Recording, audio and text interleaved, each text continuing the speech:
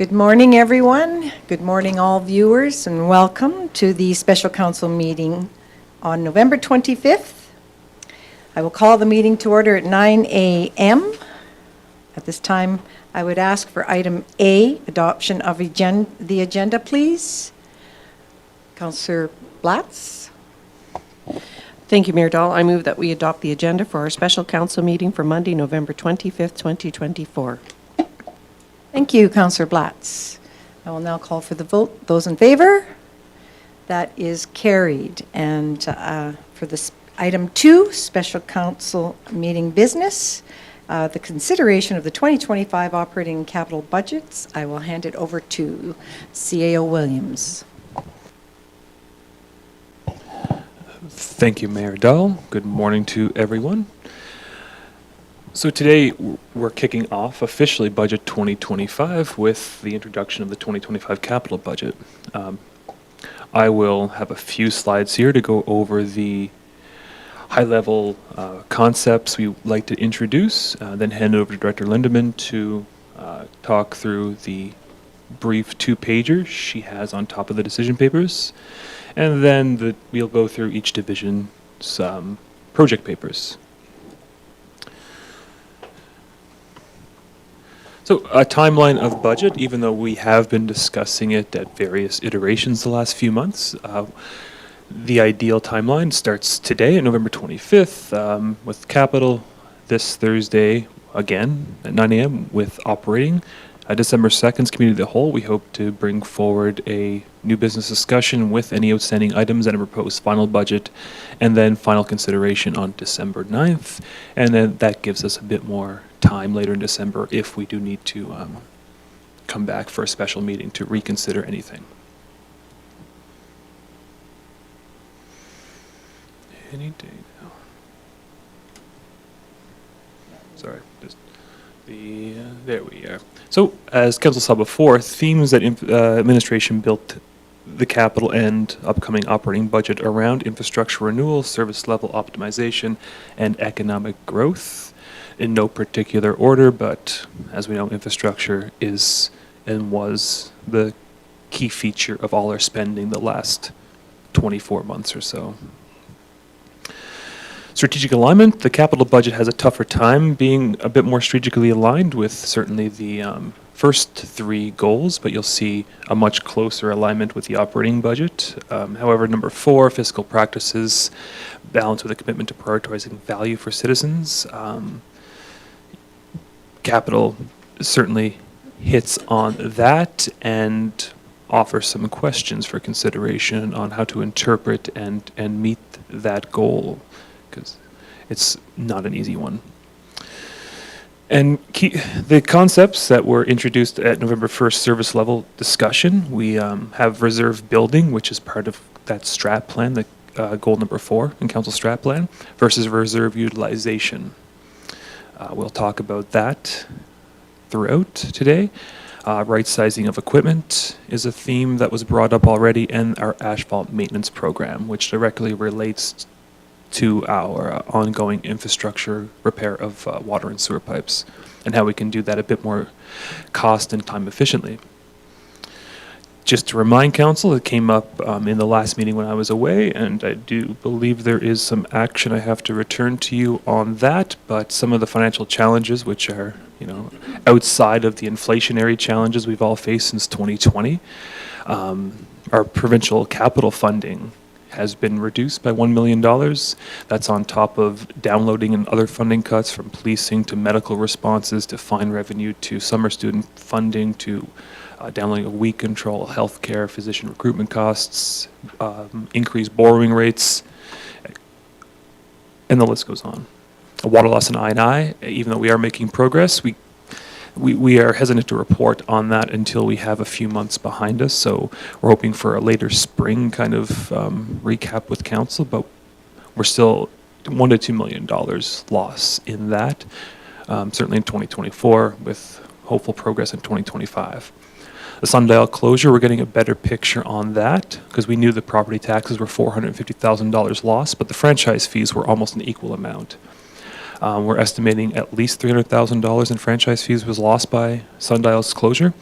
And the reason why we're figuring that out now is because that is private information, not shared with us. We don't get a breakdown of what each property pays in franchise fees from Fortis or from ACO Gas. We have to calculate that on the back end. And that's what we're estimating right now. So that will have an effect on 2024 budget years, fiscal years wrap up, because that was certainly above our projections, even with the 2024 increase in franchise fees.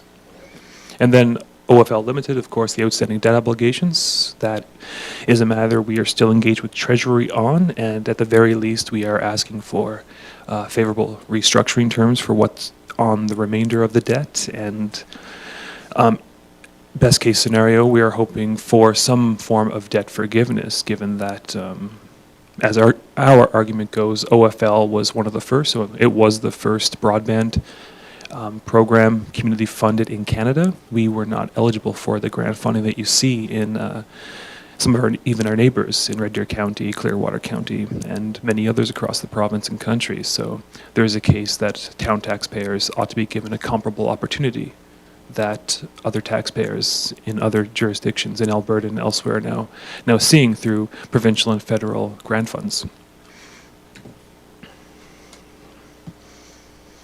So reserves is a topic that Sheena will touch on a bit. I just want to have a quick overview of this, but our reserves, because there's a few different numbers, they're comprised of restricted and unrestricted. They've been largely depleted in recent years due to the infrastructure challenges, water loss and I&I, in addition to the large capital projects that we've seen, whether it be OFL or whether it be our operations center or highway improvements on 2A and Highway 27. There's no easy path to rebuilding them. And what you will in fact see in this capital budget, and what's been mentioned to council briefly, is this capital budget is proposing to go backward to go forward. Now, can you get a much more bureaucratic phrase than that? I don't know, but let's see if I can unpack that a little bit. So going backwards, spending reserves on matters that should be funded either through operating or through dedicated reserve transfers. The reason for that are fleet, equipment, and facilities. They have aged to such a point, many of them have aged to such a point where they are costing us money or costing us resources that are negating their value. Or the examples are in facilities, Sportsplex most notably, large incoming repairs or replacement needs that we don't have funded. With equipment, an increasing amount of out-of-serviceness of the equipment. Our sidewalk plows, which we call our trackless machines, are probably the best example, something that's pretty critical for our core operations, but spend more time last winter, for example, in the shop than they actually spent in the field. Repair costs, that's a great example with light fleet. We're repairing some vehicles annually that the repair costs more than the actual book value of the vehicle. Staff time. We don't have a mechanic on staff, as council's aware. An increasing amount of staff time dedicated to maintaining this obsolete fleet and equipment, which again is non-financial because it's hard to quantify, but you can safely assume it is affecting the efficiency and effectiveness of our resources. And then, as we've talked about at length already, some key equipment are one-season use, which we could, for, again, money we don't necessarily have in our operating or capital budgets without drawing from reserves, to make that dual season use, either through conversion or strategic purchasing. And the thought is, going backwards to go forwards, the forward portion after going backwards is once we stabilize core operations and our expenses, we can then focus on what council wants in its strategic plan, goal number 4, having a plan to rebuild our capital reserves. I don't see a path forward without first focusing on our operations. So other matters, just a miscellaneous catch-all that you'll see in here. Operations Center renovation, that's included in this budget, but we won't have costing until December 2nd, committee of the whole, so it's just as a placeholder right now because we do have some expenses occurred due to the engineered and architect's drawings. So that will come forward at committee of the whole. required approvals, this is a tough one because all the decision papers are at council's discretion, but there's some matters that require your approval, unfortunately. One item, fuel storage tank at reservoirs. If we don't approve this, we are outside of the scope of practice, our code of practice with Alberta Environment, which is a fire code matter of how we maintain our fire pumps.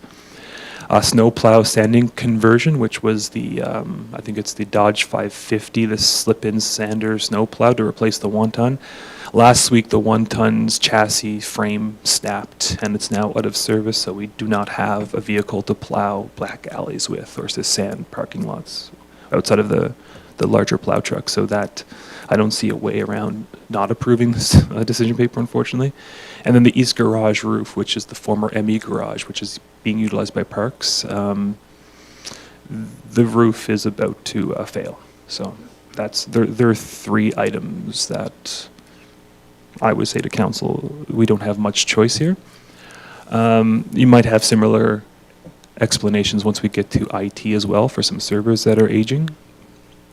And then fleet policy. It's included. Fleet purchases are included, even though policy 228C does say we will budget in operating for X amount of fleet.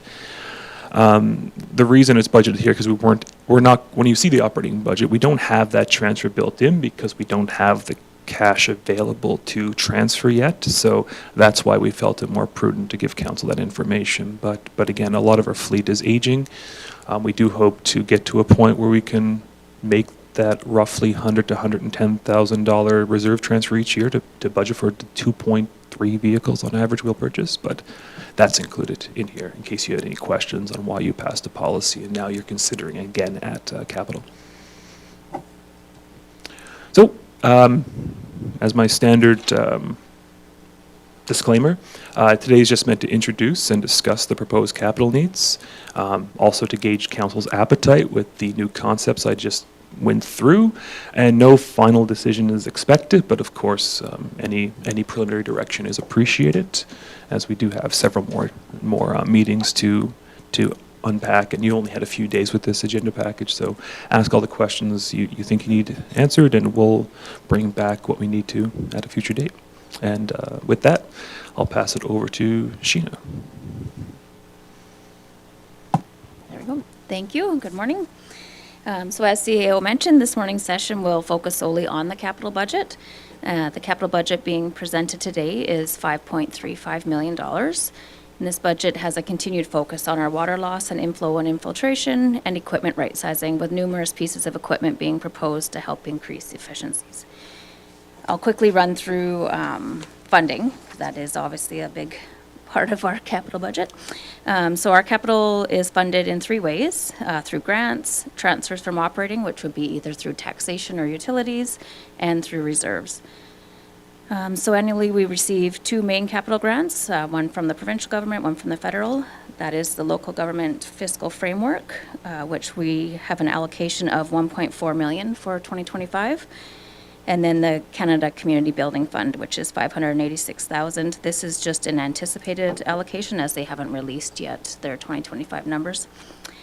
Just a quick note for council, they have already released the 2026 LGFF funding, which will be a decrease of 2.5%. So just to keep that in the back of your mind today.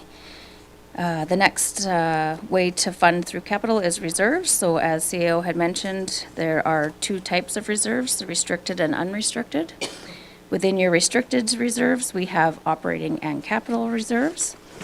So today we'll focus mainly on our capital. I did include in the agenda package a projection of those internally restricted reserves for both an anticipated 2024 balance and a 2025 balance. Coming out of this budget today, we have $683,000 coming from those restricted reserves, mainly the asset replacement reserve. And with that, if there's no questions, we can move on to our project sheets. Yes, thank you, Director Sheena. Go ahead, Councillor Wilson. Thank you, Mayor, and just through you to either the director or to the CAO, I don't want to spend a lot of time, but can you help educate me The property tax loss for, I don't want to spend a lot of time, but the property tax loss for Sundial, the buildings are still there, albeit idle. So we're still collecting some P-tax from the owner, correct? It's not a total? Correct. We still receive it's very minimal compared to when it was in full operation, but we do receive a small amount of taxation. So help educate me, what drives a full-fledged property tax on their operations, their facilities, their greenhouse? So over 90% of Sundial's property tax assessment was tied to what's called machinery and equipment assessment class.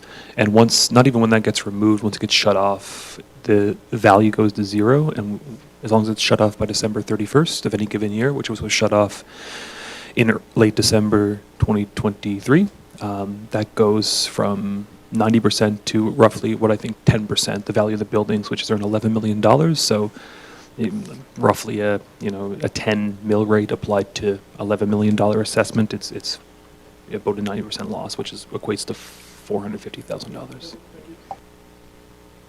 We have any further questions before we move forward? Seeing none then, I'll turn it back to Director Linderman. Thank you. So our first item on our list here is the server replacement. And this, we have 4 servers currently. This will be to replace 2 of them. They will reach end of life in 2025, and warranty will no longer be available. So this is an $80,000 ask, and it would be coming from the asset replacement reserve.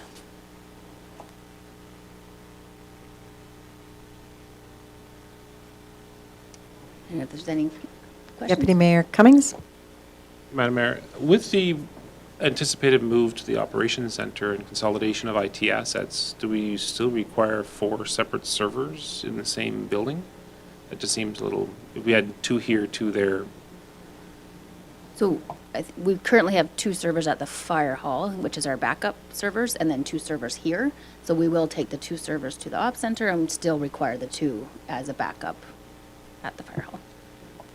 And currently, the servers here do service the fire hall through a link, so we all share the same service. Councillor Wilson? Thank you, Mayor Dahl. Through you to the director. So can you help me just, again, my naivety and ignorance, and the position papers referenced, we are moving more and more to the cloud-based technology. What role do these servers play, and how do we balance between what goes to the cloud and the role the servers play? Thank you.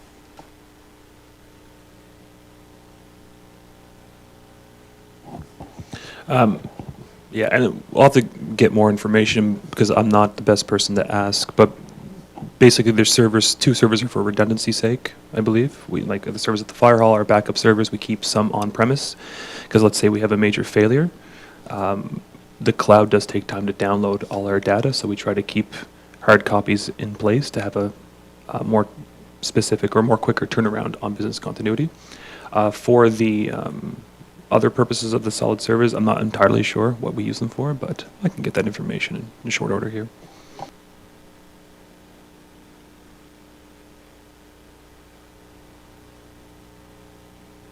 Okay, so our next item is our fire training facility upgrade.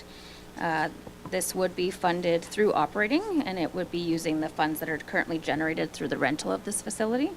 And I will pass the rest on to Director Andrew.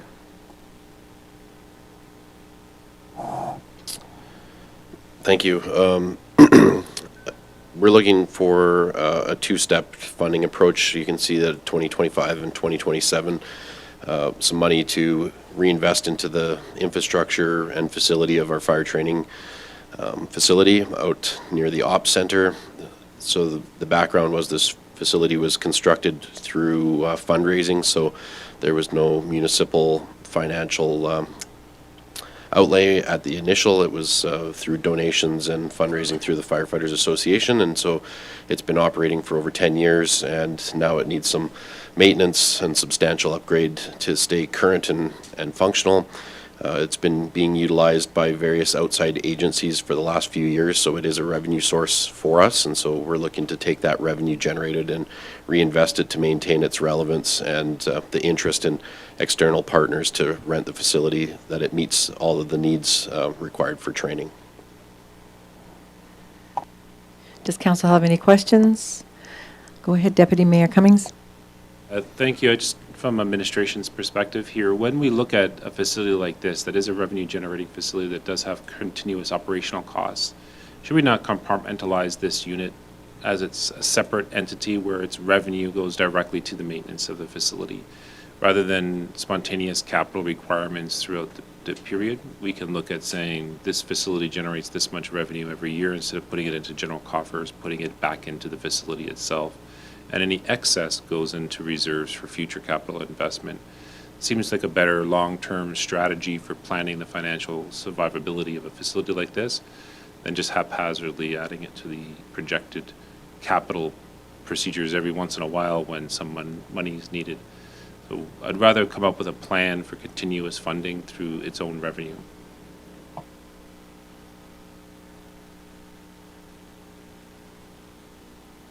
Director Lindeman.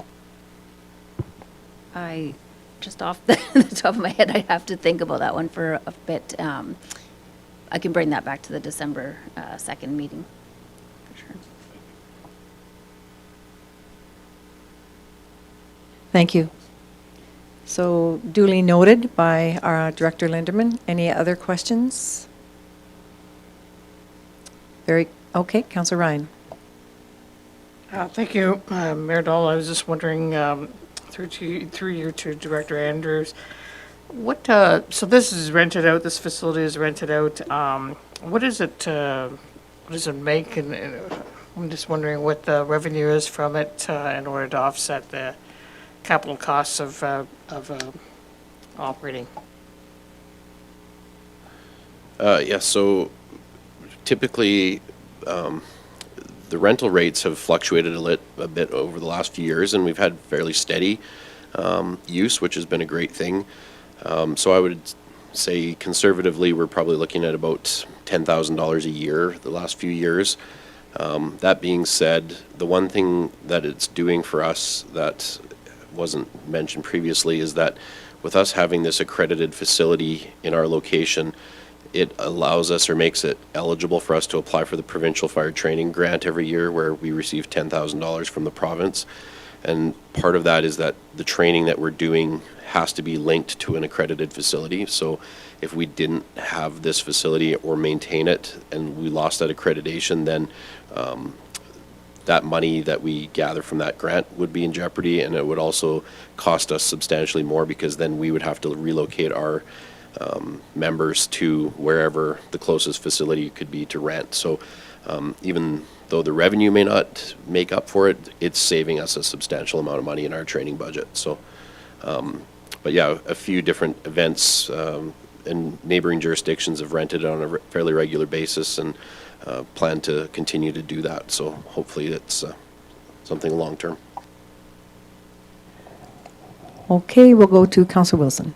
Thank you, Mayor Dahl, through you to the Director Andrew. Just so $5,000 annually is what we're spending, and again, the proposal paper indicates not enough. Do you have any idea what is enough to properly maintain on a go-forward basis? Thank you. Yeah, so one of the key pieces that we're looking at with this two-stage approach is that the facility is made out of shipping containers, and so they've been very robust and worked well, but unfortunately in our climate with the use of water, which is a big thing, and fire, two things that just wreak havoc on buildings. So essentially the flooring is what we're looking at right now, having to be replaced, and so the contemplation is whether we can do a skim coat of concrete, which makes it last a lot longer. And so again, $30,000 isn't going to do that in one shot, but that's why we're trying to do it in a stepped approach to keep this a manageable budget.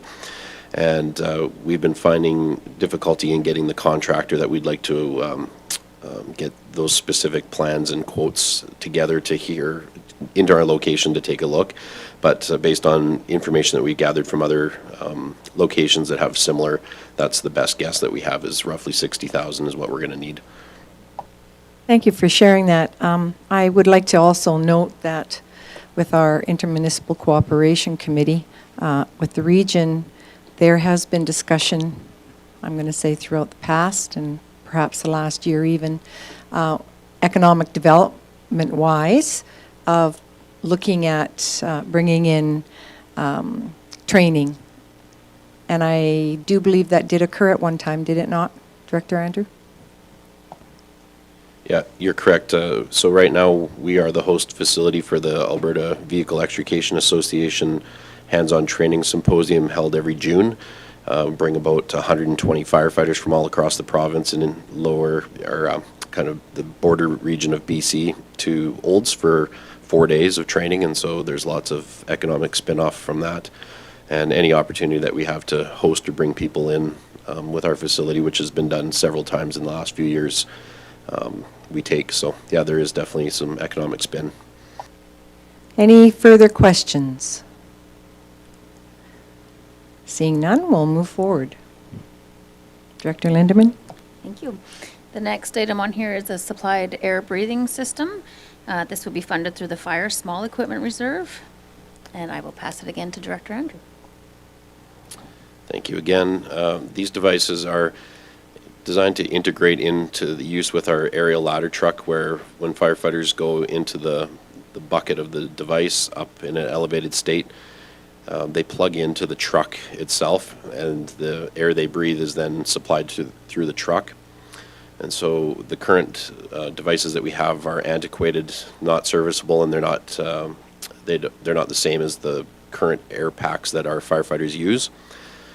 And these devices also work for confined space rescue. So instead of a firefighter having to wear a full backpack style breathing apparatus to go into a tight confined space, these are very small, slender units, almost like a little satchel on a shoulder strap, and then connected with a long hose. And so that's the purpose of them. And so this is just modernization and equipment standardization. Hugh? I do not see any questions. Oh, Councillor Ryan? Yes, sorry, Mayor Dahl, for the last minute hand up.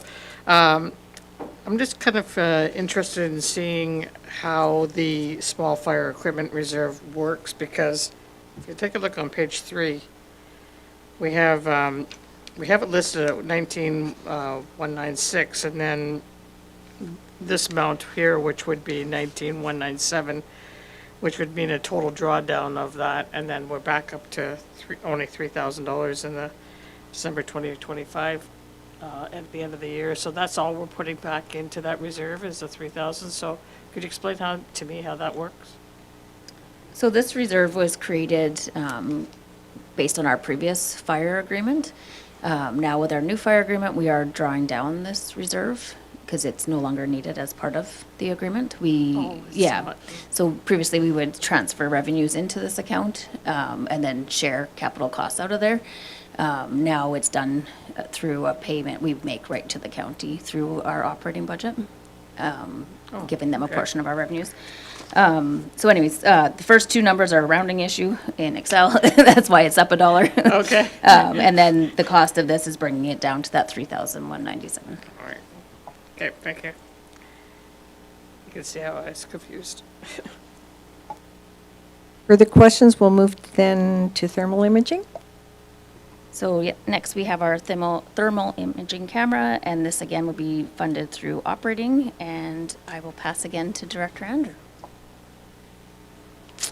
Thank you. Last but not least, this is just a life cycle replacement handheld equipment. So in our inventory, we have 3 of these devices on our frontline apparatus, and with the technological changes and the use of these devices, they get pretty robust. And so this was part of our plan that we try to recycle them with age. And currently, the camera that we have is operational, and it's not completely antiquated, but it is, these things change in technology every day. And so this was part of our business continuity planning that we've been trying to institute with all of our small equipment capital.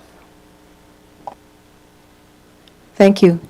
When you had your open house, Director Andrew, I believe you had a showing of your thermal imaging and how effective it was. I just want to thank you for that because it really did make a clear point to the citizens of the town and the children that were there of how important it is to find, especially children. Any further questions? Very good. We'll move forward. Thank you. The next item we have is our municipal enforcement patrol vehicle. This would be funded through our asset replacement reserve, 75,000 we have, and then, of course, the trade-in of the existing vehicle we have at 25,000. And one more time, Director Andrew. I'll change hats on this one. So the proposed replacement, again, is part of our fleet replacement program. Because it's an emergency response unit, it's separate from the standard fleet replacement. This unit is 10 years old this year, and it was purchased used a few years back. And just because of the life cycle of what these vehicles are and how they operate, we do start to see deterioration in service at that 10-year mark. The electrical systems are always the failing portion on these, where just because there's so many added on features that they start to chase electrical gremlins, which this one has definitely had for us. So mechanically, I mean, it drives still, it's not a danger, but it is certainly starting to see substantial increases in operational costs because of the electrical service. And unfortunately, it's not something that can be fixed locally. Every time it has to get looked at, it has to be either towed up to Edmonton or driven or whatever, which takes a lot of time and money to do. So that's the proposed piece, is to recycle this. The proposed replacement would actually see us purchase a half-ton pickup truck, and it makes it a lot more robust for use for municipal enforcement, being able to hold things such as bikes and moving around the speed signs and trailer and such. And we also would be proposing to tone it down so there would not be a traditional prisoner cage in the back of that. So there's no intent to have to detain or hold people in this, which saves about $15,000 to $20,000 on the purchase. And also, we have proposed that to sell this unit as is, as an emergency vehicle. We'd like to conservatively believe that $25,000 would be an attainable ask to sell it as a functional vehicle to another municipality. So there is the potential that that number could increase, which would decrease our ask. Thank you for the information, Director Andrew. Any further comments or questions? Seeing none, we'll move forward. Thank you. Next, we have our fleet replacement program. As CAO had mentioned earlier this morning, we do have a policy on our fleet replacement. Ideally, we would have a reserve already built up for this purchase, but as this is our first year, we do not have that. So this would be coming from our asset replacement reserve. Requested in this request is the replacement of 2 trucks. I think, unless Director Pedro has anything to add to that, No, excuse me, thank you. I think that Director Sheena has alluded to this one fairly well. I just will point out is we do have quite an aging fleet.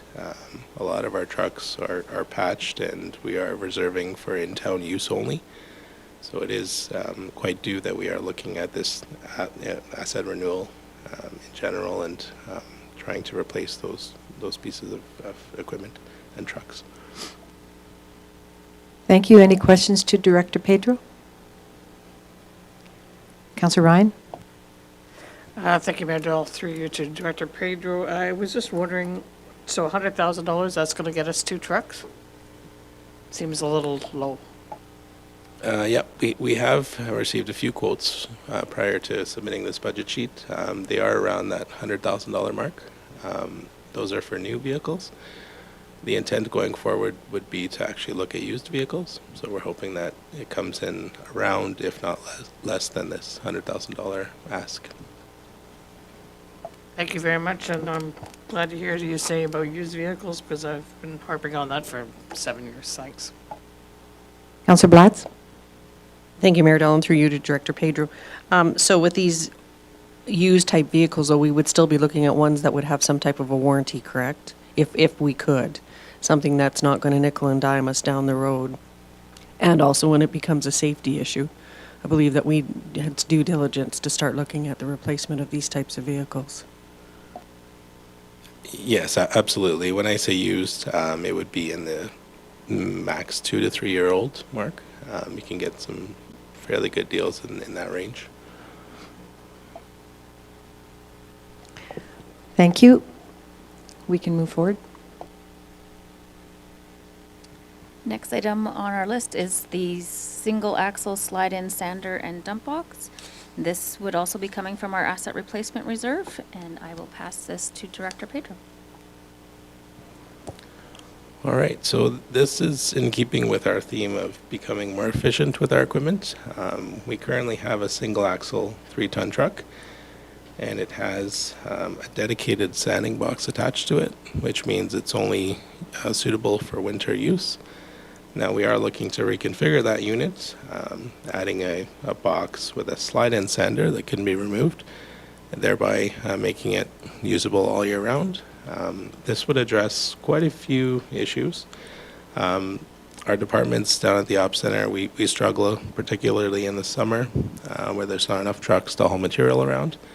And so adding a dump box to this unit would allow, whether it's parks or public works or utilities, to utilize that to haul material around in the summer. And then, of course, we can use it as a sander and plow in the winter as it's currently used. So just relatively minor reconfiguration, but it would go a long way in the long term for us. Any questions? Okay, move forward, please.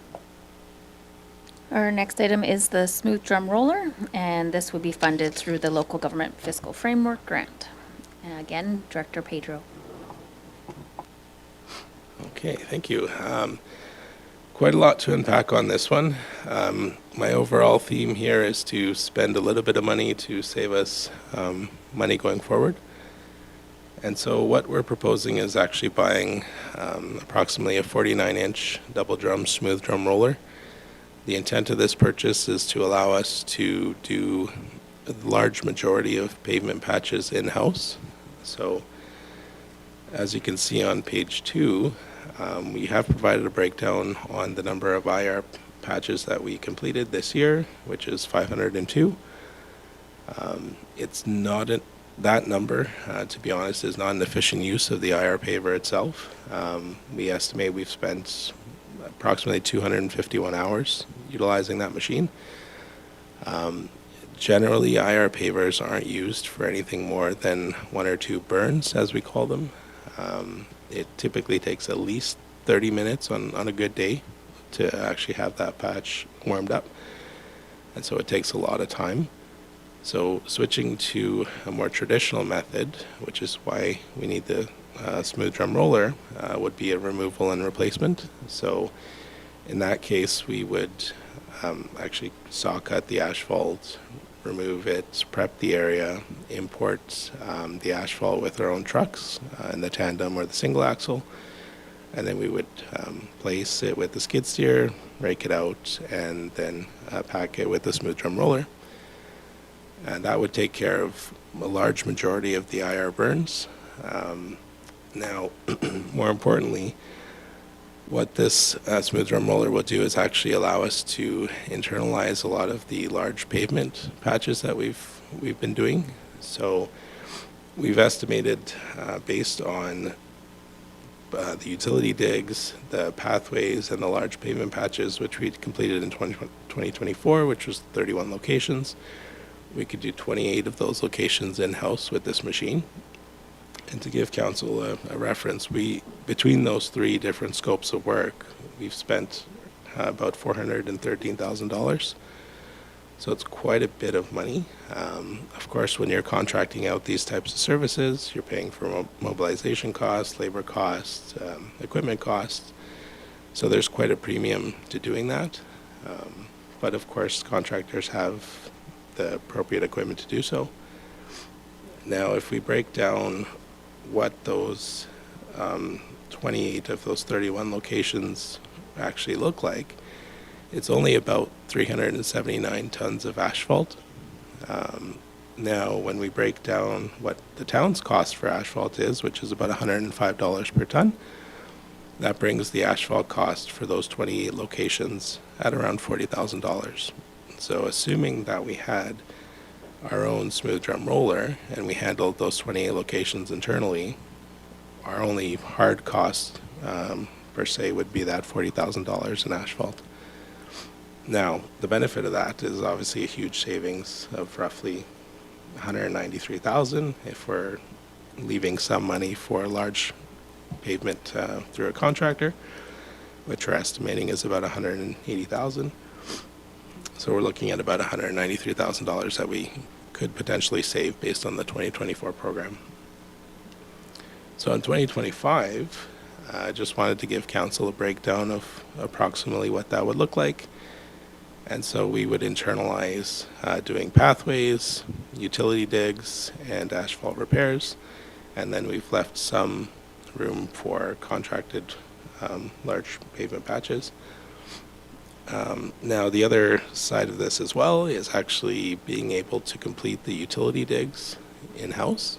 And so certainly want to avoid having utility digs, gravel patches in place for 3+ years. And so the intent here is that once our utilities team actually completes the repair, that patch would be packed and paved immediately, essentially within a few weeks. So just trying to become more efficient in our process as a whole. So that's why this piece of equipment is quite important for that. Councillor Blatz and then Councillor Ryan. Thank you, Mayor Dahl, through you to Director Pedro. So with this, it obviously will increase efficiencies and potentially please a lot of residents in the town of Olds when they're concerned and complaining a lot about our utility digs. Will this require additional, or should we be looking at additional staffing? It's a great question. I would say at this point, no. So the intent would be to essentially reallocate staff who are currently running the IR paver, and they would just switch to this program. So assuming this goes ahead, we'd significantly reduce the number of IR patches that are completed. Essentially anything that's larger than a single burn would then turn into a remove and replace. Thank you. Councillor Ryan, then Councillor Wilson. Thank you, Mayor Dahl. I was going to ask about the employee time as well. I'm just wondering if how much of a savings we're going to have when you talk about the IR paver and how much time it takes up for our employees doing a burn with the use of that. Can you compare that to what it would be like for them to doing the drum situation and doing it this way? Are we saving time going from the one to the other? So just to clarify, for IR pavers patches specifically? Going from the IR paver, because you said you were going to move the employees from the IR paver, reduce the use of that. So the amount of time it takes for them to do a patch job, say, with the IR paver compared to doing it with the drum roller here you're talking about, are we saving time then as well as in doing this kind of repair as opposed to doing the IR paver all the time? Absolutely, yes. So we're spending about 31 days approximately at 8 hours a day on IR patches. With this new program, what we would do is actually do some what we'll call batch repairs. And so if we have multiple locations, our team will go out, saw cut, prep multiple areas, and then we'll bring in the appropriate amount of asphalt and do all the areas sequentially. And so they'll be completed a lot faster. I haven't crunched the numbers on the 502 burns, but if I had to estimate, we can probably half that time, if not even quicker. Yeah, it's substantially faster. Councillor Wilson, then Deputy Mayor Cummings. Thank you, Mayor Dahl. Through you to the director, and I think the director answered most of the question I was going to ask, but I'll put it out there as well. So to me, it seems one of the big gains from this for our residents, as Councillor Blatz alluded to, is the efficiency. And it seems in this year, we kind of batched whatever, we had 31 utility digs, for example, and crammed them all in whatever it was, September, October month to get them done. If we go down with this packer and the trencher and everything else, should we have pretty much instantaneous patchwork then done with those utility digs rather than living with gravel repairs for some length of time? Right, so that's one of the benefits of bringing it in-house. So if we had a repair to do, we could do it relatively quickly. Ideally, we would do multiple locations at once. So if it was just one location, it would be a judgment call at that point whether to do it right away or wait a week or two, but certainly it would be a lot faster. The other side of that, as well, as many people would have noted, our utility digs were repaired quite late in the season, so we were waiting for the contractor there. That, of course, wouldn't be an issue if we had our own equipment. Thank you. Deputy Mayor? Thanks. Just a quick question on the staff. So are you confident with the current staff abilities to do this work, or will there be added training costs that are not contemplated in this capital budget? Great question. There won't be any additional training costs. So we do have staff that have done this work in the past, and so between myself, Derek, our manager of operations, and David, our supervisor of public works, the three of us have quite a bit of experience in doing this type of repair, so I don't anticipate any external training required. We would be quite hands-on in teaching some of our newer crew how to do it, but it's not a complicated repair by any means. And plus, there's 2 or 3 of them that have operated the IR paver for quite a few years, so at the end of the day, finishing-wise, it's a similar process. So different in the prep work, but finishing is very similar. Okay, back to Councillor Wilson. Thank you, Major. Through you to the director, just, so what happens to the IR paver? Do we just mothball it or emergency use, or do we try and sell it, or yes to all of those? Great question. That's something that we did contemplate earlier. I think the first year we would keep it and see how it goes between the balance of the 2 programs. And if it ends up that we're only doing a handful of patches with the IR, then it's probably something worth considering looking at selling perhaps in the future. But I don't think I'd be ready to make that decision at this point. Very good. I believe we're ready to move forward. The next item we have is a trench packer, and this again would be funded through the local government fiscal framework. And again, I will pass to Director Pedro. All right. Again, tying into the theme of becoming more efficient and increasing our service level for our residents, we are asking to purchase essentially a remote-controlled our sheep's foot trench packer. Now, these are relatively small units. They're great for compacting trenches, which we needed to do a lot of this year. The issue here is that what we've been doing in the past is just using what's called a plate tamper attachment on our excavator.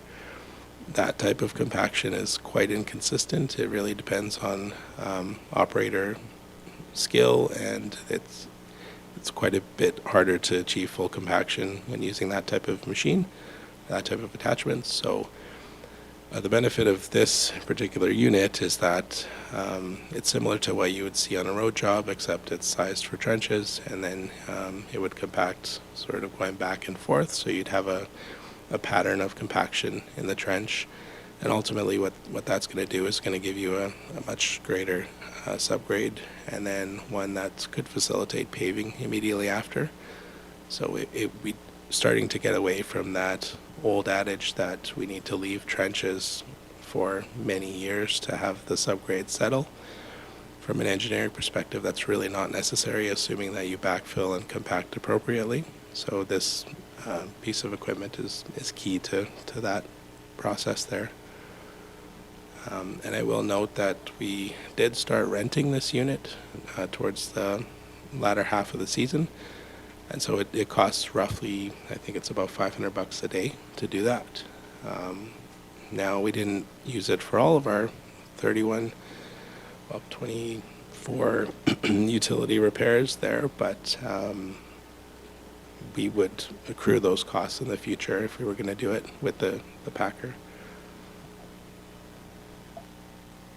Thank you very much for your answers today, Director Pedro. I believe there's no further questions, so we'll move on. Thank you. So the next item we had was the Operations Center, and as CAO said, we will bring that information back to the December 2nd meeting. Next, we have the sander and plow truck. Again, this would come through the LGFF grant, and again, I will pass to Director Pedro.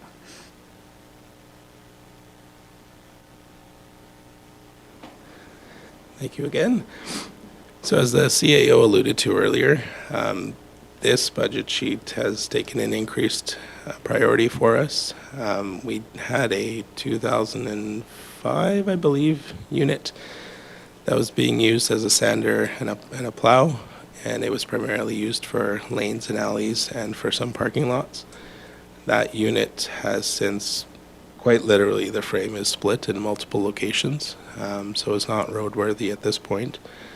Now, we had this reconfiguration idea prior to finding that out, but that being said, what we would do is reconfigure our current Dodge 5500 truck. Now, this truck, again, tying back into that single-use only theme, is really only used to pull around a trailer, generally in the summer months to pull out the IR on the trailer.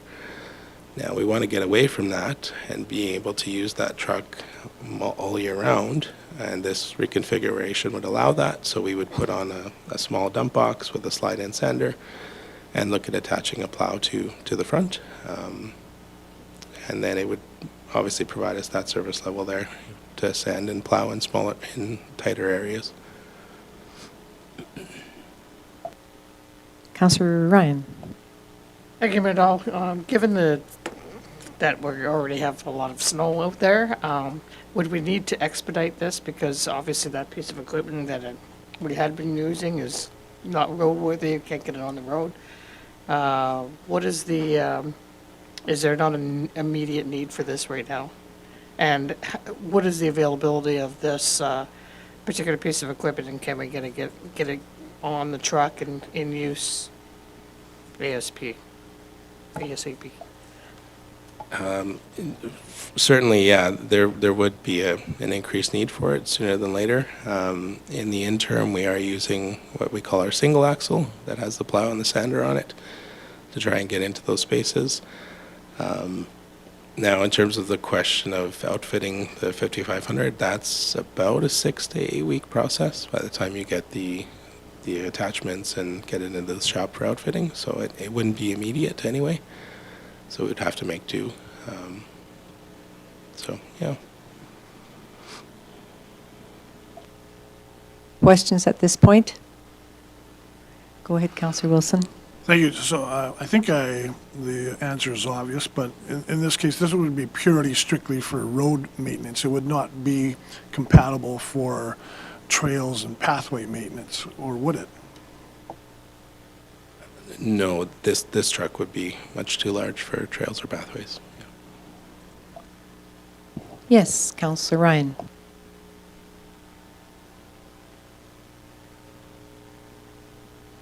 Sorry, thank you, C.A. Williams. Given the fact that we've had this truck go down, I'm just going to ask C.A. Williams whether or not we need to be looking at this as a separate item and bring it forward as an emergency situation here, because I'm not sure what our other equipment can be doing, and what this piece of equipment that we've just lost and cannot go back on the road. What's our need right now? Is it immediate or not? Perhaps it needs to be taken out and be a separate item. Yeah, exactly. The intention I had for the end of this meeting on this particular item was just to ask for general consensus that this item was agreed upon, and we would start that process. Because I believe any expense, even if we ordered it tomorrow, wouldn't be incurred until 2025. So it would be the same idea. But yes, we do need to do it right away. Thank you, CO Williams, for that answer. Looks like there's no further questions on that item, so we'll go down to the tooth bucket. Yes, so next we have our tooth bucket for the loader. This, again, would come through our asset replacement reserve. And again, I will pass to Director Pedro. All right, so this is a fairly simple one for us. The issue comes with our current loaders. We don't have a tooth bucket on them.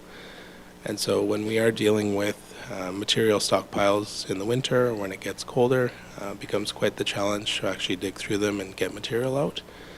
And so the aim here is just to become a bit more efficient, and if we had a tooth bucket for the loader, we could, for example, cut into the sand, gravel sand pile a little bit easier. It becomes a bit quicker for us, and so that's where our intent is with this one. Thank you, Director Pedro. Questions from council? Very good. We'll have Director Linderman move forward. Our next item is the fuel storage tanks. These would be funded through the Utilities Capital Reserve. And again, Director Pedro. Okay, this one did come up through our audit with Safety Codes Council earlier this year. Now the issue comes with the fuel storage tank at both the north and south res, and as the CAO alluded to earlier, if we do not replace these because they are not in compliance at this point, we could be ordered to shut them down, which means that our fire pumps would not be operational because they don't have that diesel supply. And so this is quite a critical item to get on the books for replacement. Luckily, Safety Codes, the gentleman we're dealing with, has been quite flexible and is willing to work with us. However, the message that we received is that they want to see a plan for their replacement. They don't just want us to say, no, we're not going to replace it, or else they will shut them down. So that's the message we're getting. Well, thank you for that answer. I see no, Deputy Mayor? Thank you, Madam Mayor. Again, I'm just looking at this as more of a policy that needs to be created rather than a one-off thing. If we have legal requirements or safety requirements for the maintenance of work, we have a capital fund to support utilities in this particular case. In my mind, this should be a policy statement where whenever we have these sort of expenses, they're just paid. They don't have to come to council because this is a requirement to operate our facilities that's legal and required. I see this more as a policy statement change that we need to look at and stop. As I've said since day one, our financing needs to be more policy driven and less spur of the moment sort of thing. So I'm just wondering if we can maybe take a look at creating policies that are more in line with automatic funding for legally required actions such as this. Thanks for the comment, Councillor Cummings. And to your earlier comment as well, I think it comes back to capital planning and the policies that council would like to have or ought to have. The one policy that we do have in place being the fleet replacement policy, which, as I mentioned, wasn't able to be properly funded to date. Council always has to approve a budget with its expenditures, so that part would never go away because that is council has that sole authority. However, we could get to a place hypothetically where we have a variety of capital replacement policies across our fleet, across our equipment facilities, and those are included in what you see today, but they wouldn't be decision papers necessarily. Therefore, if council wanted to say pull out a $15,000 diesel reserve or a $100,000 fleet, you'd have to first change the policy, which I think is meeting you halfway, that council always has to have that budgetary approval mechanism, but you could also put parameters around yourselves by having your own policies dictate what we put into the budget and what you do not adjudicate or debate. And then if you wish to change that on the fly, so to speak, that would have to be a separate policy motion. But I would also like to get to that point, and we do have certainly preliminary numbers in place. They're not ready to come to council, what we want to see across departments and divisions for capital replacement policies, but certainly in 2025, as we have our business plans and service levels coming to a close, I guess, for a final consideration, that will be part of it as well. But point duly noted, I do agree with you. Thank you for the question and the response, gentlemen. No further questions? Okay, we'll move forward. The next item is a mole and compressor, and this is funded through the Utilities Capital Reserve again, and Director Pedro will speak to it. Thank you again. So this request is largely driven by our utility dig repairs. And what essentially a mole is, and that's the technical term, so I apologize, is that it's a trenchless boring tool. So what it'll do, it's pneumatic, and so it essentially can push itself through the ground and negates the need for using other methods such as pulling, which is what we largely do internally now, or negates the need to actually open trench, cut the road or the boulevard to get a new line in. Now, the reason why this is important is because it substantially reduces our time spent on installing a new service. What we found in all our utility digs this year is the large majority of them required replacing the entire service, just given where the defects were. And so what our team was doing is they were using this pulling technique, which is essentially putting a stranded wire through the existing service, attaching it to a nozzle on the service side of the line, and then attaching that cord to the excavator and essentially just pulling it through. The problem with that type of methodology is that it can take a lot of time, depending on the ground conditions, and there isn't the efficiency isn't necessarily there. So generally, it can go one of two ways. Either you pull it, and it can come through within, let's say, about 10 to 15 minutes, depending on ground conditions, or, which has happened to us on more occasions than not, is we end up taking about 2 hours to actually pull that line through. If ground conditions are tough, that line tends to snap, and it's harder to pull, and so it requires reconfiguration on the actual excavator where we're tying it in, and so it's a lot of fiddling around with it. The mole would eliminate the need to do that, and also would eliminate the need to open cut certain areas. So that's where that would be quite helpful for us. Now, the other side of this request is the actual compressor. Currently, our parks teams and facilities teams use a compressor every year for winterization of lines, for example, and we spend about $2,000 on that rental. And so, obviously, there's a cost benefit there to have that compressor internally.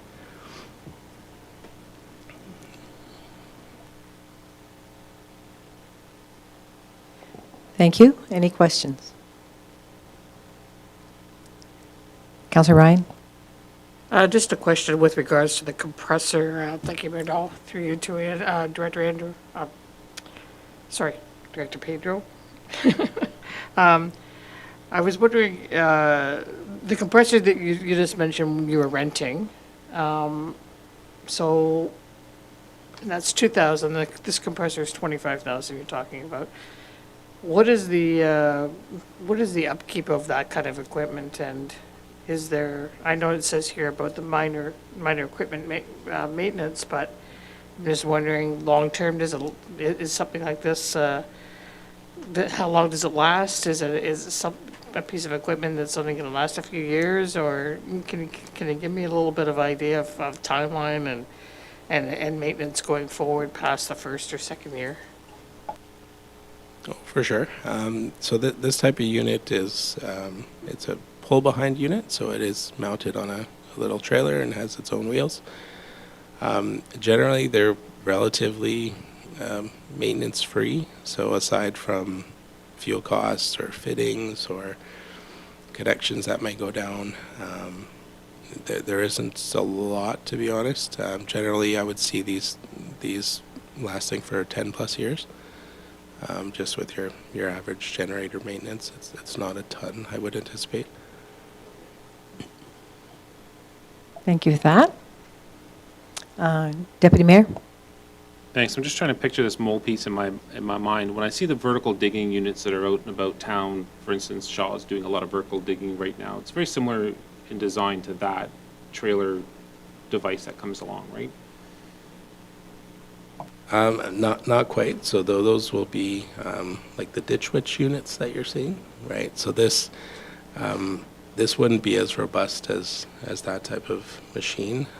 This would use the air hose, connect to the compressor, and actually be inside the trench, whereas those pieces are from above ground. This one would go in the trench and then bore its way within the trench. Very good. Good explanation. We're ready to move forward. Our next item is the shoring box, and this again would come through the Utilities Capital Reserve. And again, Director Pedro. All right, on a roll here. So this one comes from, again, that asset replacement piece. We do have 3 shoring boxes. The one we use the most is quite deteriorated to the point where it's almost not usable. And so this contemplates just replacement of that unit. Given the amount of utility digs that we are doing, this is a crucial piece of equipment for us. And the one that it is replacing is the one we use the most. And so if we don't replace it, we would have to use either 2 of the other shoring boxes that we have, which aren't necessarily ideal because they're not as configurable as the unit we're trying to get replaced. So we certainly have options, but it would be nice to replace this one. Mr. Blatz? Thank you, Mayor Dolan, through you to Director Pedro, and this is more of a comment than a question for you, but upon reading this, I read that it would improve safety, and again, compliance with safety regulations is really important for us to maintain and ensure the safety of our own staff and anybody, even contractors, I would assume that work for us as well. So to me, it's a necessary item. Thank you, Councillor Blatz. And Deputy Mayor? I'll echo Councillor Blatz's concepts there, sorry, with occupational health and safety being a priority for our staff. You mentioned, though, Director Pedro, that the other 2 units are also in declining repair. Can we anticipate a continuation of this process through 26 and 27 to replace all 3 units over a short period of time, or is this something you would be willing to, or it's more in line to a greater than 3 years sort of thing? So just a general timeline on the replacement for the other units as well, because if they're deteriorating as well and it's a safety issue, I'm all for actually replacing them. So it's a good question. I think it really comes down to use. So because the unit we're trying to replace is by far used the most, there's the most urgency there. The other 2 units, one is an engineer culvert. That's probably the one we use second most. The third is a larger rectangular unit, which isn't used that frequently. So I would probably hold off on the other 2 needing any replacement. The culvert specifically is in fairly good condition. The only issue with that one is it's not configurable. So depending on what your trench dimensions are, it's sometimes not suitable for it. But no, I wouldn't think that the other 2 need to be replaced within the next 3 to 5 years. Probably have a bit more life out of them. Councillor Wilson? Thank you, Mayor Dahl, through you to the director. And perhaps there is no simple, straightforward answer, but I'm just wondering, like we talked about the mole and the compressor and the ability to be more, what I'll call surgical with our excavations and more precise. What are we typically seeing with all of our utility digs? And we know there will be more to come as we fight or battle the I&I.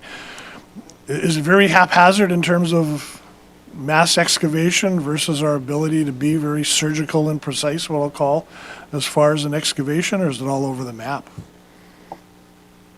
It's a great question. It really depends on the nature of the defect. What we found this year is there's a lot of searching for the issue. So tying it back to the mole request there, for example, if we trace a leak somewhere in a service line and it's, say, in the middle of the road, as ambiguous as that sounds, if we decide, okay, it's best to replace the whole line, then we don't actually have to excavate on top of the road where we identified that leak. We would just excavate 2 pits, one at the curb stop and then one on top of the main. So we could do that connection and then just kind of shoot that mole through to those 2 holes. That being said, it really depends on what we're dealing with. So there are times this year where we've probably excavated a larger area than we should, but that just goes to procedure and internal process there. So I think there's avenues to improve there for sure. Thank you. I believe there's no further questions to this item to move forward. Our next item is our water loss inflow and infiltration. This is another 1.8 million, as was last year. We transfer from operating of 530,000, the LGFF grant 683,000, and then the Canada Community Building Fund of 586,000. And for one last time, Director Pedro. This is my favorite one. So we are, again, as alluded to, trying to put the bulk of our capital funding towards this initiative.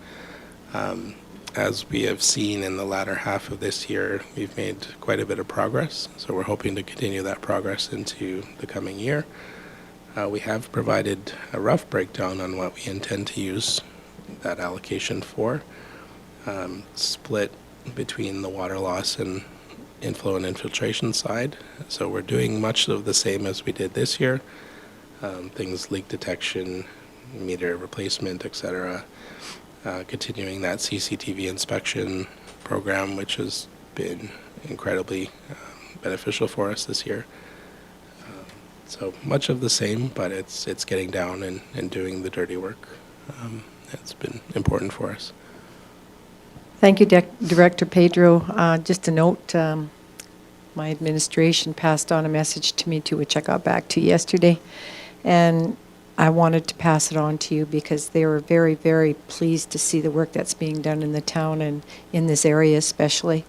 So kudos to your department and your operations. Thank you.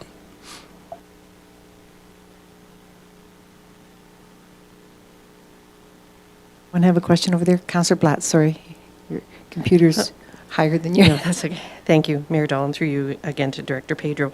I'm really happy to see with the CCTV inspections that are going to be done on a 4-year rotation, because that will certainly help us in the future with asset management and with our needed repairs. And I believe then we should have a better understanding of what is happening. And I know we will never, ever probably eliminate I&I issues, but at least this will make a significant decrease. And I noted too that the budget requirements for this year, next year, will decrease, and the year after that decrease even further. So that's a great job on your department and on your behalf as well. So thank you for that. Deputy Mayor? Thank you, Madam Mayor. Director Pedro, the CCTV inspection program in the 4-year rotation, we used to do that in-house. Is the plan to continue doing this through contractor and to no longer carry on our own internal inspection program as we have in the past?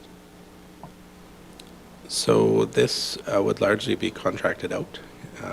We don't have the internal capacity to do the scope, the scale of work that this would entail. Essentially, we would separate the town into quadrants, approximately, and the contractor would come in and literally do every line within that quadrant. To do that internally would take us, I would estimate, probably 2 to 3 months. And we don't have the equipment to do that, nor the manpower or the time. Councillor Wilson? Thank you, Mayor Dahl, and through you to either the director or perhaps through the CAO, can you just remind me and perhaps our many listeners and viewers what the end game here is? Obviously, we want to control the water loss in I&I. It will never be at 0%. But so what kind of tolerance are we working towards? And to me, this seems a little bit like the proverbial hamster on the wheel, right? Like, until and unless we replace every millimeter of line, water line, and wastewater line, we're going to be into some type of a reactive approach to this and trying to solve the issue. So how and where do we go? And do we look at some point in having a study done to see what our actual costs of providing water and wastewater services are to the residents of our town once we get a handle on all of our other losses? Study for sure, that would be beneficial down the road to understand those costs. As far as goals, if you look at, say, AWWOA, for example, generally the standard is 10% water loss and about 20% I&I. It's virtually impossible to get below those percentages, just given infrastructure replacement and age. So 10 and 20 is sort of that ideal. We are so far behind. I think that if we can get water down to, say, 15-ish%, I think we're doing quite well. And on the wastewater side, if we can get I&I down to, say, 25, is probably reasonable. 20 to 25, I think, is likely for us. The biggest part of our program that is working quite well to address that is the CCTV inspections that we're doing. Because largely when we find an issue on the sanitary side, it's also hitting us on the water side. Not always, granted. There are leaks that don't enter into the sanitary system, but most of them do.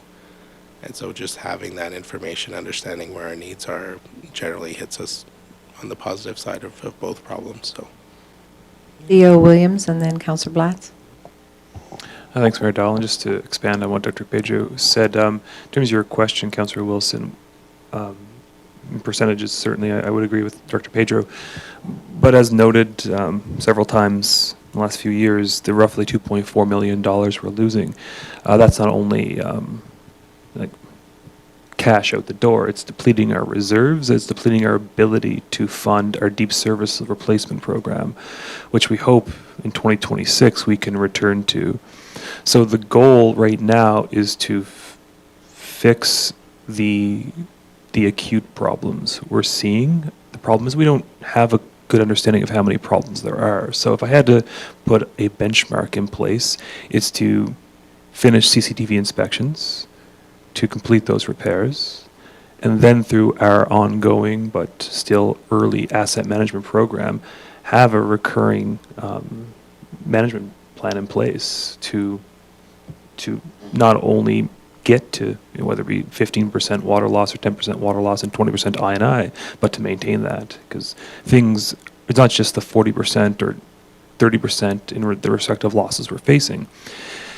Things are breaking in real time, so we can anticipate with a high amount of certainty that as we repair things this year, next year, in the future, we will be facing new breaks as well, not just repairing the breaks of the past, and that will never be fixed. It's going to be a battle of forever, and we're just starting a bit behind the ball. So the goal is to patch what we can at the moment and to see where that brings us, but then through our asset management program, have just like how diamonds are made, time and pressure.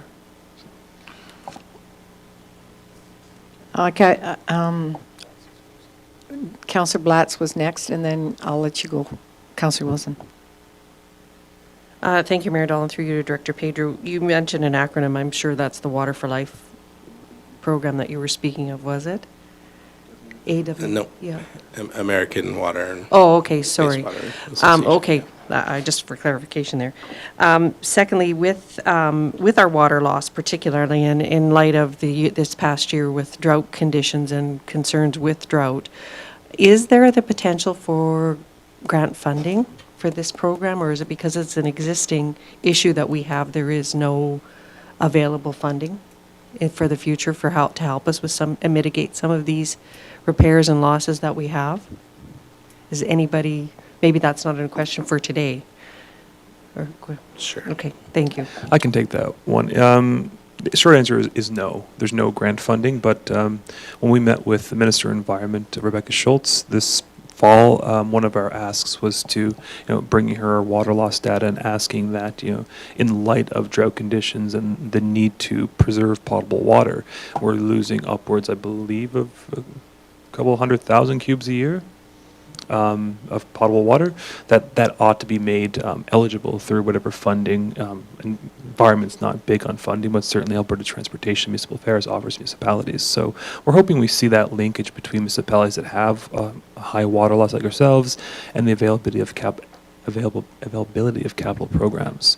The issue with existing grant programs, whether it be Water for Life or the Alberta Municipal Wastewater Partnership, they're more focused on building new treatment plants, new force mains, new reservoirs, kind of almost planning for growth or massive replacement. And I think the province is just as guilty as municipalities like the town of Olds, where we focus on building new or building bigger, but funding what we have already built is a weakness, and that needs to get better across the board. Thank you. That's exactly the answer I was looking for. Yes, and I can concur with CAO Williams with some conversations we just recently had with Mayor's Caucus. I'm trying to get a report done up for everyone. We are going to go with Wilson and then Councillor Ryan. Thank you, Mayor Dolan. I'll just have a very brief comment, just to, again, appreciate and thank the efforts that have been ongoing with the I&I. It's clearly a key piece of moving from going backwards with reserves to replenishing reserves once we get everything under control. But as well, and I'll use one of my favorite comments, like water is becoming like gold, if it not already is like gold. And so once we get to a stable point of the losses and everything else, I think it'd be certainly in our interests and the residents' interests to have that water study done, to communicate what the actual cost of water is, because we all know that water cost in the town anyway is a hot topic of debate and has been for some time. So, thank you. So Councillor Ryan, CAO Williams? just a clarification on that, sorry, Heather. Did you mean like a utility rate model review, like that type of study? Okay, yeah. Such a thing, those are certainly valuable, just it won't make much sense until we do control our leaks first, but I would agree as well. So. Thank you for that, CAO Williams. Councillor Ryan? Thank you, Mayor Dolan. Just to comment further on to Councillor Wilson's comments there.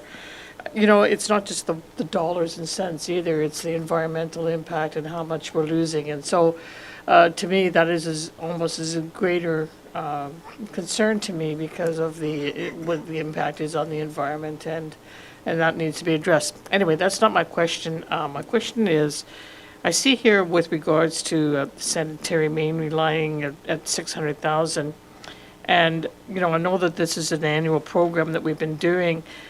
I'm just wondering about going forward, when we see the 2026 and the 2027, that seems to be not in there, and it's a request. Is that my, visual here? Because 785,000 for 2026, if we're spending 600,000 on the relining program, that would not leave a lot of money left over. So where does that go in the next 2 years after 2025? I know we're just talking about 2025 here, but we've got projections and I don't see it there, so I'm just wondering where that went. Yeah, excuse me, great question. So this year we're earmarked to complete about 5 kilometers worth of relining. The intent next year, based on that 600,000, would be to complete about 8. So it is quite a bit. In subsequent years, we would be hopeful that that amount gets tapered off, and then we would sort of switch it through the asset management program to actually actual replacement, depending on how that investigation goes. For sure, by 2027, that might be a slightly different number, but remains to be seen just based on what we find underground. Thank you for that question. I see no further questions at this point. Thank you very much for all your answers for us today, Director Pedro. Madam Mayor? My apologies. Go ahead. No, just before we move on to the next department, can we take a 10 or 15-minute recess? We have enough time. Certainly, we can call a 10-minute recess. Thank you.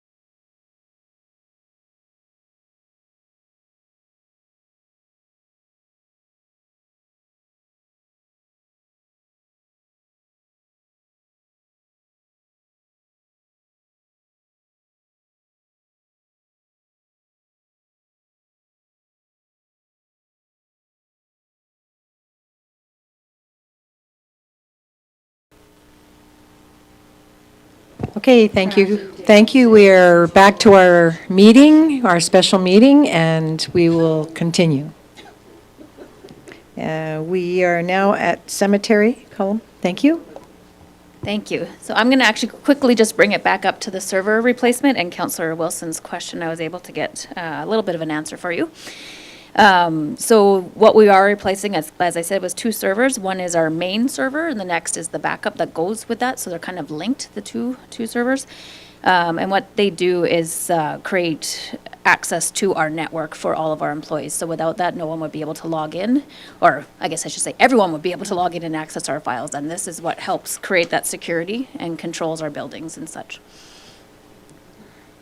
All right. So moving along, we are at the cemetery columbarium trails, and I will pass that on to Director Lapointe. Thank you. This project involves the construction of a stamped concrete pathway connecting the columbarium to the roadway. With the Lions Club contribution of $15,000 towards the project, it aligns well with Council's strategic goal to build sound and collaborative relationships. And I did forget, sorry, at the beginning of my spiel to say how this was funded. It would be through, the Lions Club is actually going to contribute $15,000, and then the remainder will be coming from a transfer from operating. And I also neglected, for those, our viewers that are new to us, Director Guy Lapointe is our new Community Services Director. Are there any questions to the item we just, with regards to the cemetery? Seeing none, we'll move forward. Our next item is in the Sportsplex, and this is a brine pump replacement. This project will be funded through our LGFF grant, and again, I will pass to Director Lapointe. And I will say, given my relative newness to the organization, I'm going to ask Manager Kruger to step up to the microphone in case Council requires any specific information on any of the items we're about to discuss. And so the brine pump. This replacement will address frequent equipment failure due to brine wear. The project will improve operational efficiency and secure ongoing value for facility users. Another replacement will not be required for another 14 years.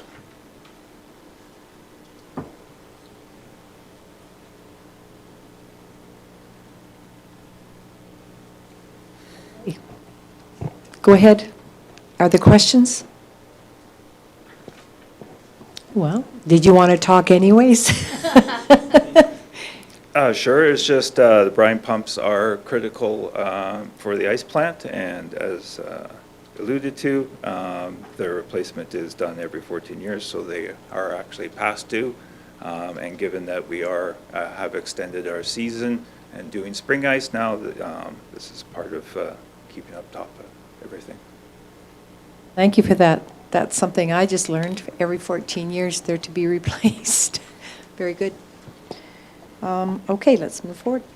All right, sticking with the Sportsplex, we have our compressor overhaul, and again, this will be funded through our LGFF grant, and I will pass to Director Lapointe. So this initiative is needed as the maximum running time for the equipment has been exceeded. This will mitigate the risk of facility uptime being negatively impacted by equipment failure. Manager Kruger, anything to add?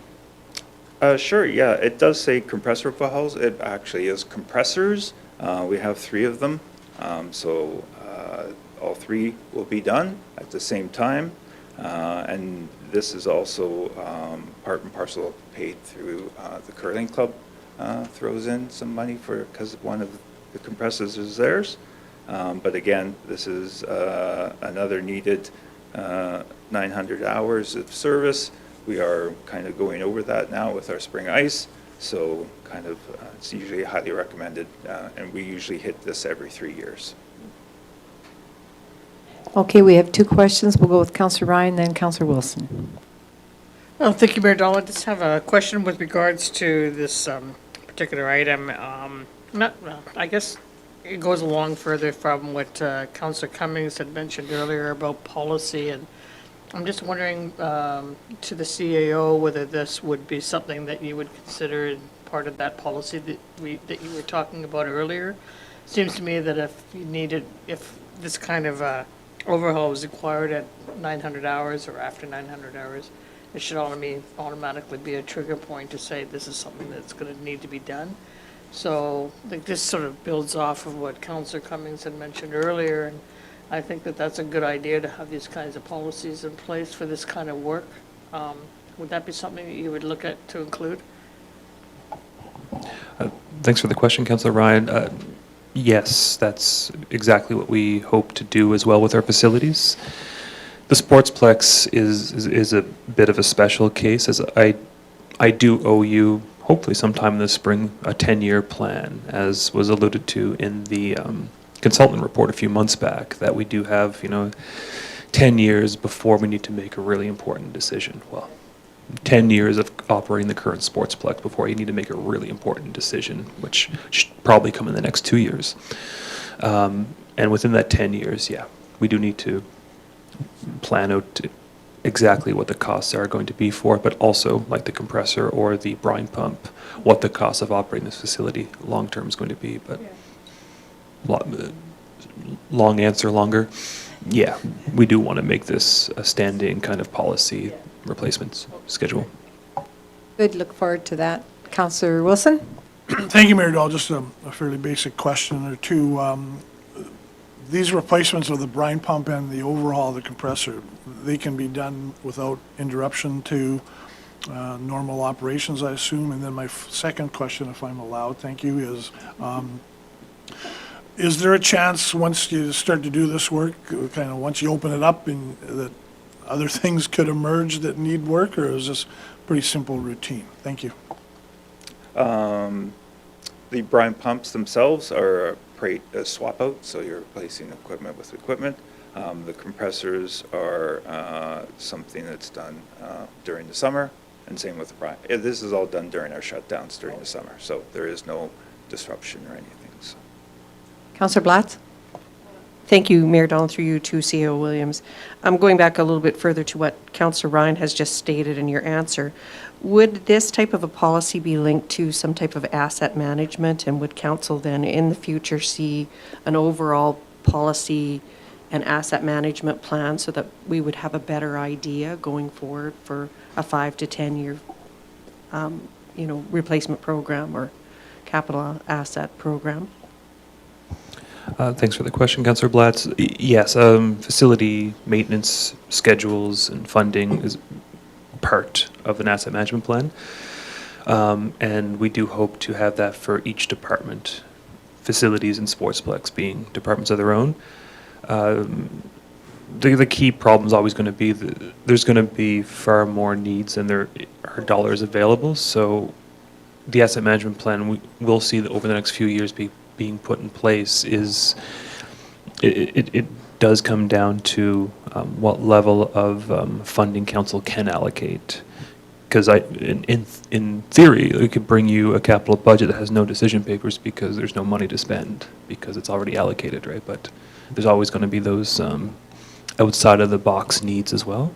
But yeah, our asset management plan, asset management is a very large undertaking, a large end result. It is a process that in fact never ends, and facility maintenance, equipment replacement, et cetera, it's all part of that. Yeah. Thank you for that. Deputy Mayor? Thank you, Madam Mayor. Off the cuff, you mentioned that the curling club is going to fund part of the compressor overhaul for the compressor that is dedicated to their facility. Do we have any concrete idea of how much they share to the preventive maintenance routines and corrective maintenance routines required for that facility? I never really understand that relationship too well.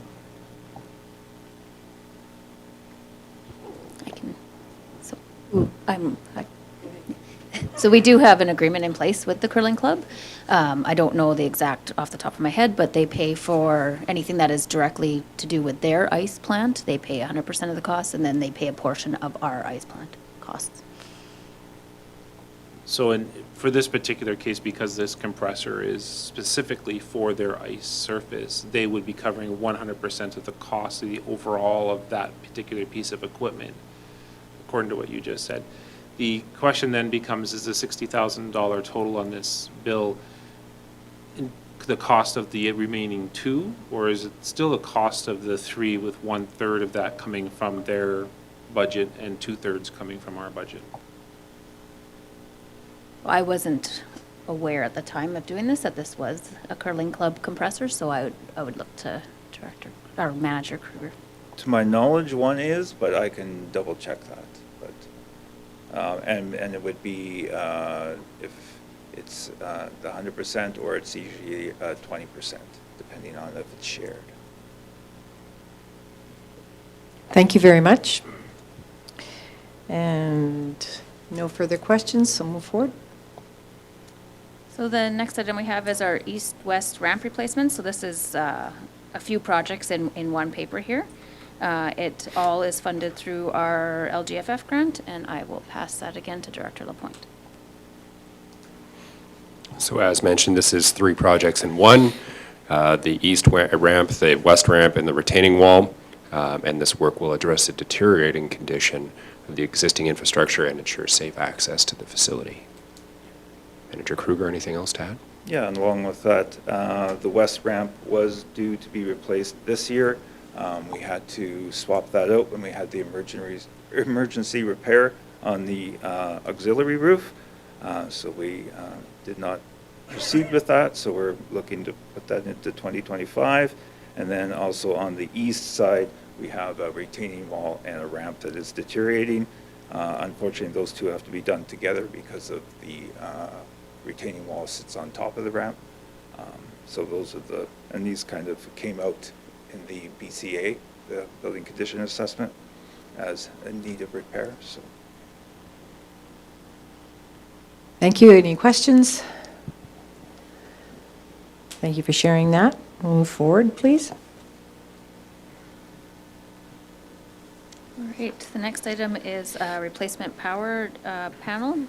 It is again being funded through the LGFF grant, and Director Lapointe will speak to this. Yes, this project safeguards the facility's power supply and promotes reliable access for the user groups. And the project does include the removal of the original panels, I thought I'd mentioned, from 1980, which is when I believe ET was released.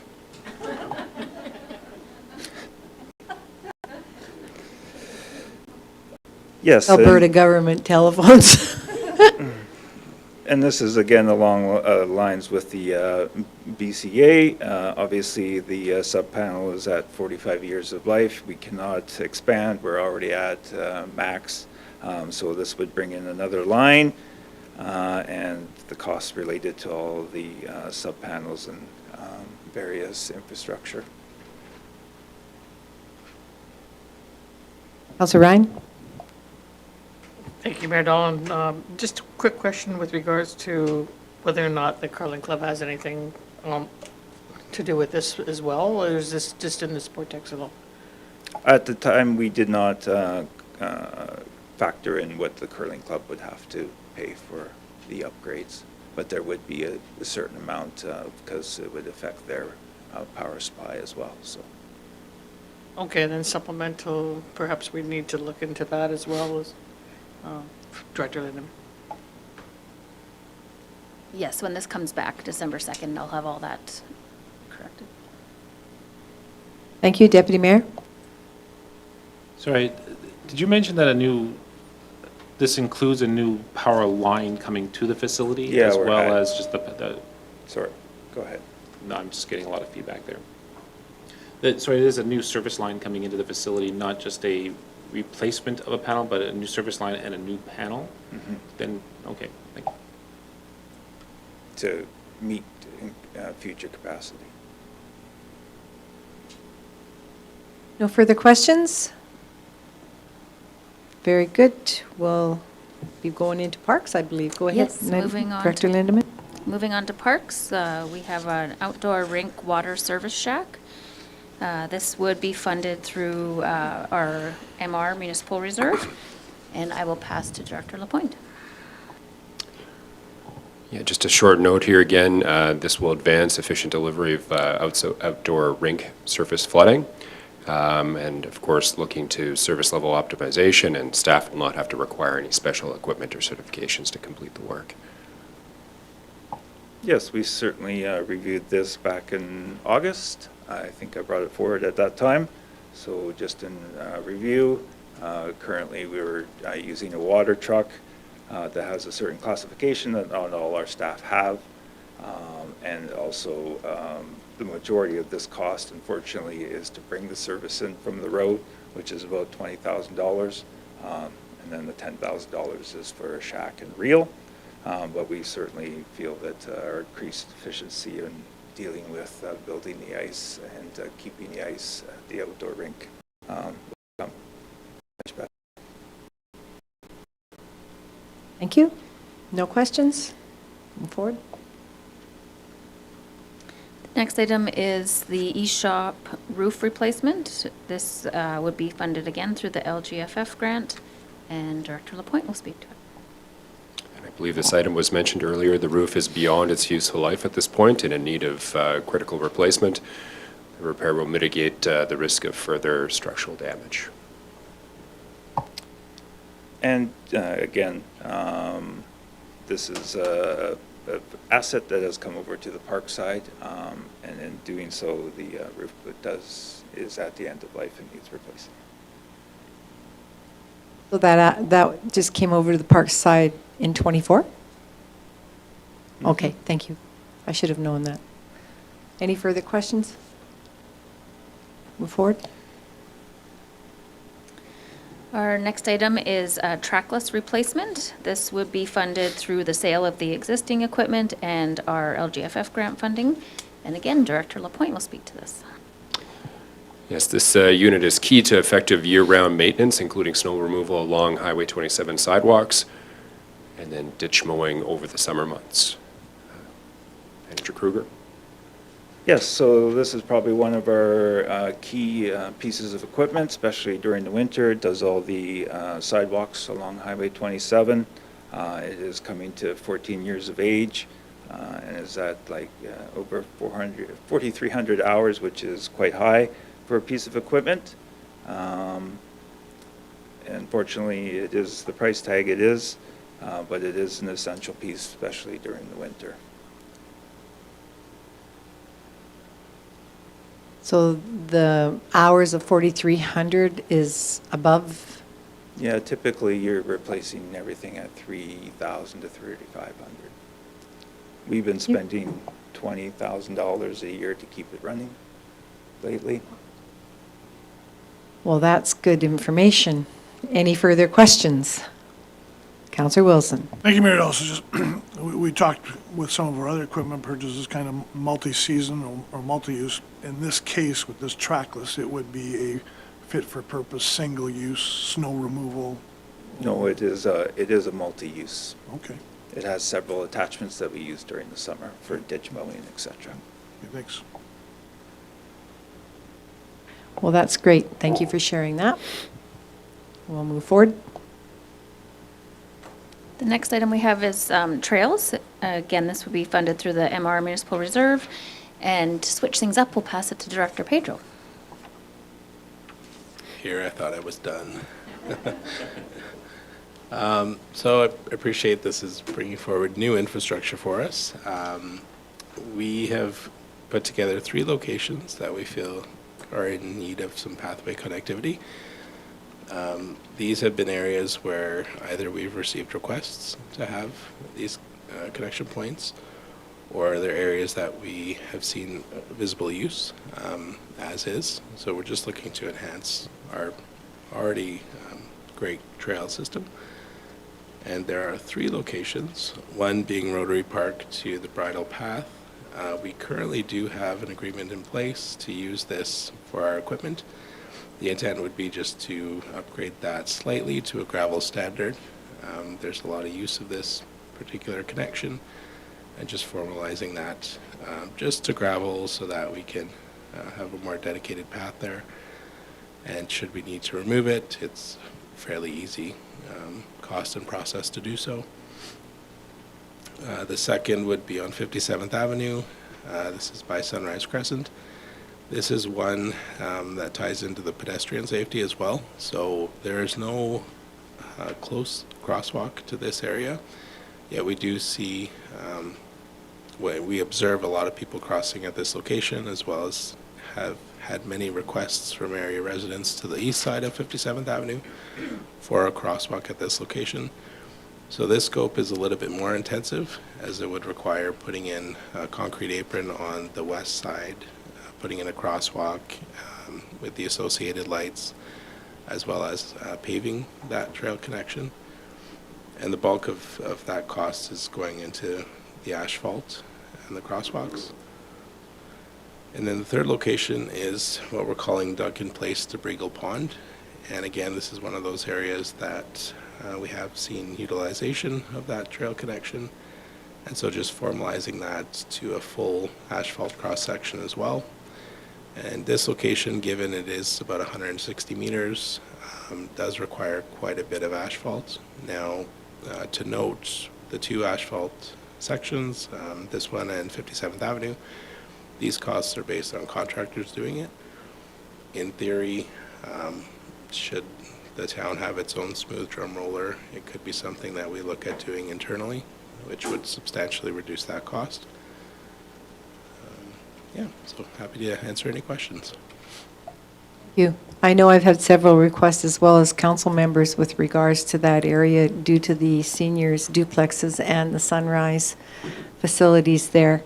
And the ask has always been that they do cross there several times a day, many with walkers. So it's very good to see this coming to council. Questions? Yes, Councillor Blatz? Thank you, Mayor Dolan, through you to Director Pedro. Going back to the Rotary Park to the bridle path, and I realize we're only going to do that at gravel for now. Will we see a need in the future, perhaps, to put that in as asphalt? Do we think we're going to have increased utilization, potentially, if some of the other residential areas start to, we start to see increased development of other residential areas in and around there? Something that we'll have to be planning for the future? I think, sorry. Yeah, I'll take that one because I'm the one that started that. Right now the land is private, and that's why it's not going to be asphalt. It's still owned by Cornerstone Developments. There is an area structure plan in place that does have an eventual connection nearby to the Imperial Trail to Rotary Athletic Park. The issue right now with that particular trail is that the town and the developer would assume some level of liability for any injuries that occur on there, because we do not have a maintenance program nor a standard, but we are aware that people are using it. So that's where the idea of having gravel as an interim solution with a little bit of dirt work, I'm sure, required. But to your other part of your question, yes, with what we're seeing, the recently approved area Northwest Area Structure Plan Amendment, and we hope to have happen with the Cornerstone North development. Everything will eventually connect there into the vistas in 57th, Imperial, et cetera, et cetera. I do want to thank our CAO when he first started for the town of Olds. That's the first place we actually met on a bike, and it was a pretty close hit on that trail. Well, you were trying to cross over, and anyways, it's the safety. It is truly a safety factor, and I want to applaud you for keeping that up for the citizens, because it's being very well used now. Deputy Mayor? Thank you. As mentioned by our CAO, I'm getting a terrible amount of feedback here. I don't know why all of a sudden. Let's give it a try now. Okay. As been mentioned, I think, by CAO Williams a couple of times, we're really good at building stuff, which is great. Let's build some more stuff. Have we looked at the operational costs and manpower required for these trails, and will there be an increase in our operational budget because of that? Or are we within our staffing issues now? Every time I see more capital infrastructure being built, I'd like to see some sort of idea of the impact operationally moving forward. This is not miles and miles of more trail, but it is more infrastructure that needs to be maintained on a regular and consistent basis. And I would like to have an idea at least of how this will impact our continual operational budget and the staffing and the ability our staff have to maintain infrastructure. At what point will we need, in all these new trails that are being developed in the ASPs and whatnot, will we need more staff to carry out this maintenance? Those sort of answers are important, I think, moving forward, and I really don't see it in our capital plan, obviously, because it's capital, not operational, but some sort of tie-in would be appreciated. I'd like to follow up with that question as well. I am aware of a trail system that was generated a decade ago. Is that still in that layout plan? Are you aware of at all, C.O. Williams? There is a high-level concept for future trails, yes, and we actually did update it through a federal grant in 2023, which I'm not sure if council has seen it. Maybe you have, just via email, but it's Active Transportation Mobility Study. And two of these came directly from there. The Imperial linkage on 57th Avenue, that was driven by citizen requests, but everything else does follow a plan for future trails. But I think to Councillor Cummings' questions on the operations side, I think Director Lindeman can provide some color on that. Yes, so when you see the 2025 operating budget, there is a corresponding project sheet for trail repairs and maintenance for council decision as well. So Ryan? Thank you, Mayor Dolan. I'm not sure who could answer this question. My concern about the linkage at the Sunrise Crescent area, I live over in that sort of that area over in the Vistas, and I've had people requesting that crossing to be further on the other side, sort of the next road over, and I can't remember what the avenue is there. There's a lot of people who live on the east side of 57th Avenue that come down across on the other side of the hospital and on the other side of the Sunrise. All those buildings over there where the seniors are in. They come down that roadway, and certainly the deer do, and they use that sidewalk, and then they come across that 57th Avenue onto the Imperial Ball Diamonds. So I've actually had way more requests from people going further to the south of where you're actually considering looking at this trail. This trail would actually only be using for those seniors in the Sunrise. The other one, Sunrise. The other one would actually be for them as well as all those residents that are coming down from Shannon. So my concern is where we're actually putting this crossing, and who are we actually, I guess, appealing to for this location.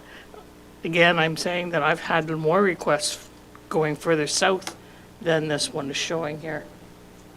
Thanks for your question, and okay. But I also would like to state that the actual Sunrise facility, as well as the duplexes that are to the east of that, are the ones that did the petition to their facilities for that request. But I'm sure Director Pedro knows more, and then Councillor Blatz has a question.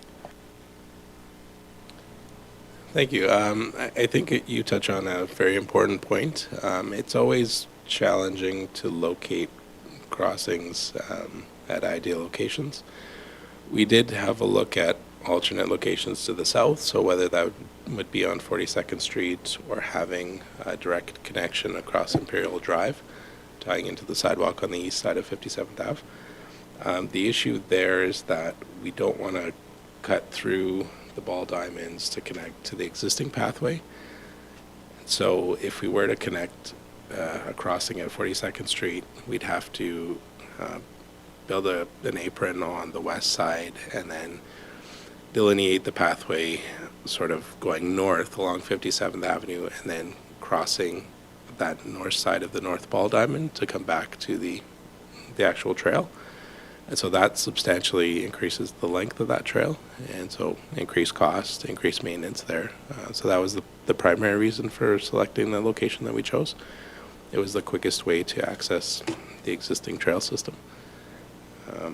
Now, there's certainly options to reconfigure that connection, but there would be cost implications there. Very much for that. Councillor Blatz? Thank you, Mayor Dahl. Director Pedro did answer part of my question that I was going to ask him about where it would be logical for connectivity. But is there not a crosswalk further south along there? Well, but it's only really one street over. Well, there's Sherwood Park or Sherwood Crescent in between there, but there's that one connects to Shannon, does it not? The one further south, closer to the trailer park, mobile home park. Okay, that's what I thought. Thank you. Good, Councillor Ryan? Yeah, thank you. And Councillor Blatz just pointed out that there is a crossing there.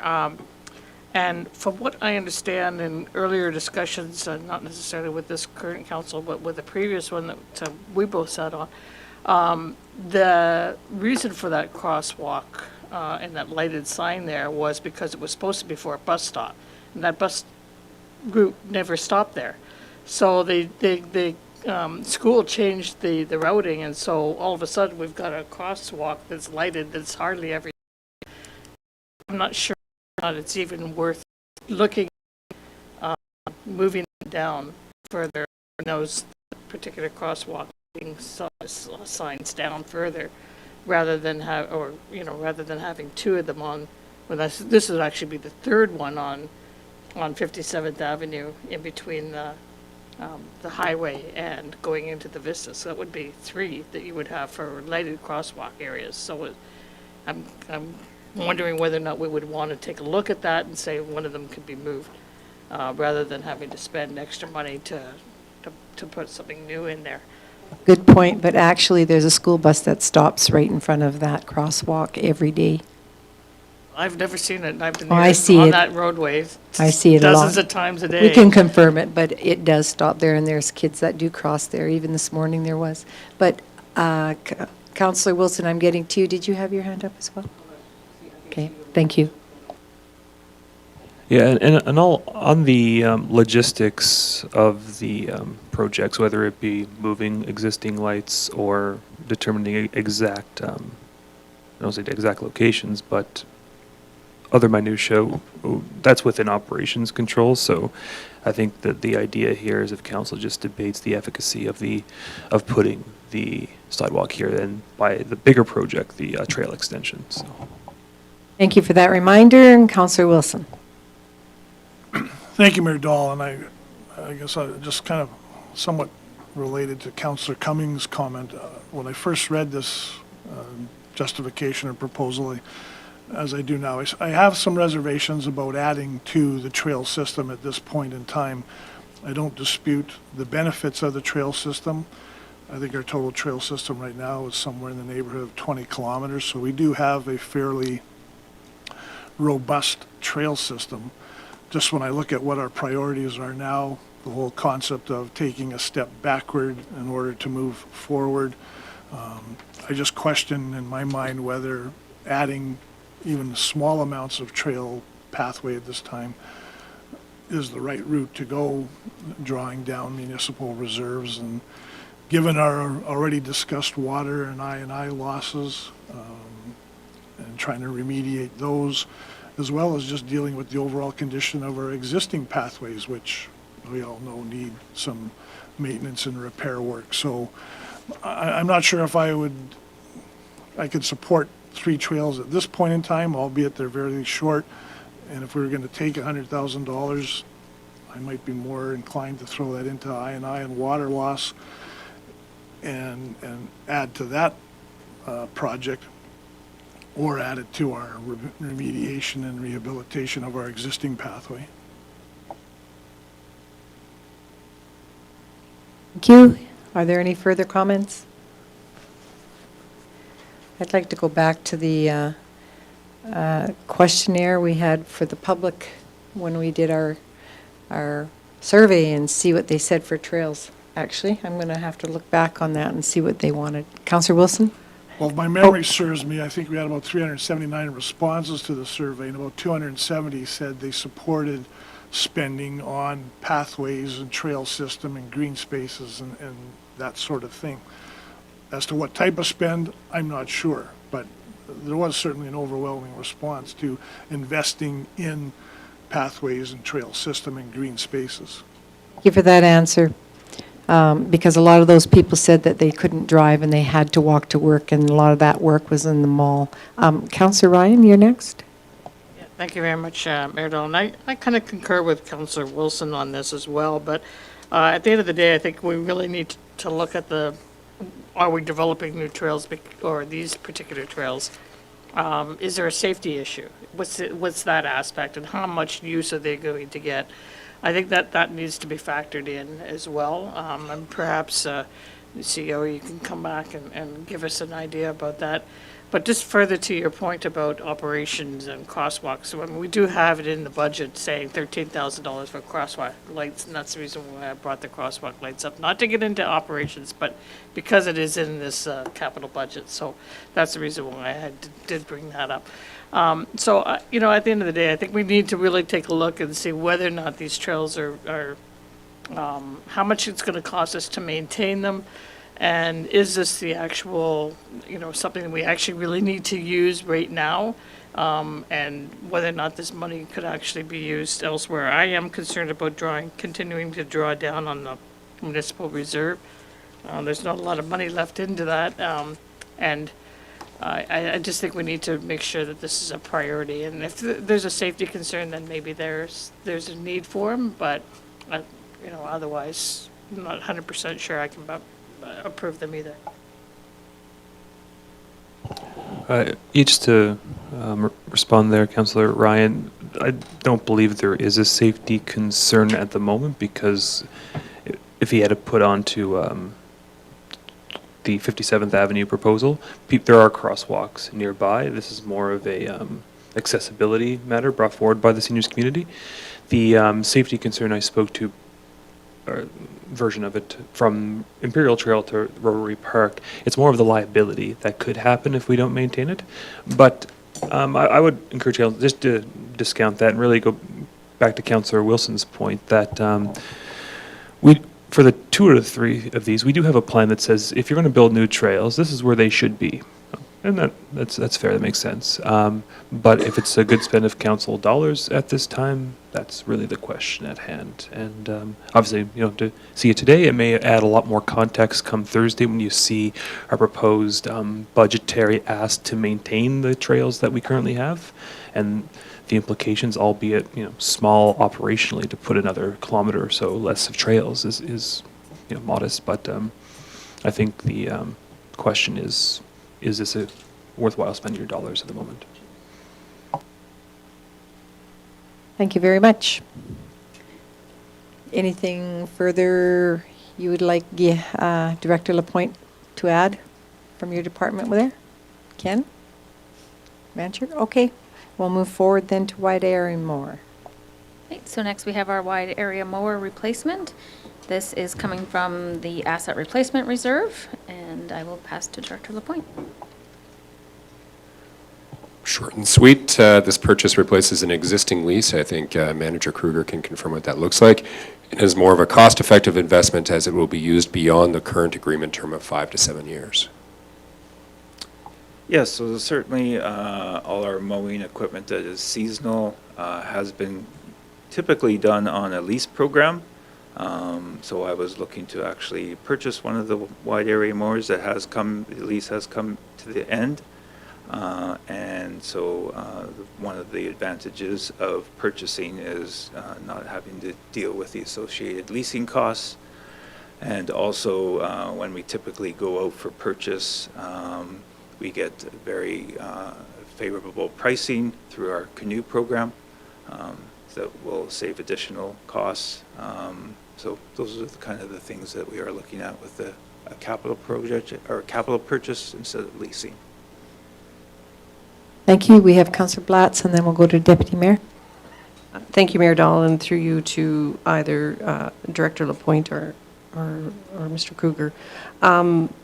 Do we know what the annual leasing costs are and what the cost savings are going to be for this? I mean, I agree with the purchase perhaps, but do we know on average what those costs are? And I think it's stated here that most of our mowers are already on a leasing program. So are we going to be looking into the future to replace all of them as a purchase as compared to leasing? Right now, we're just looking at kind of a blended.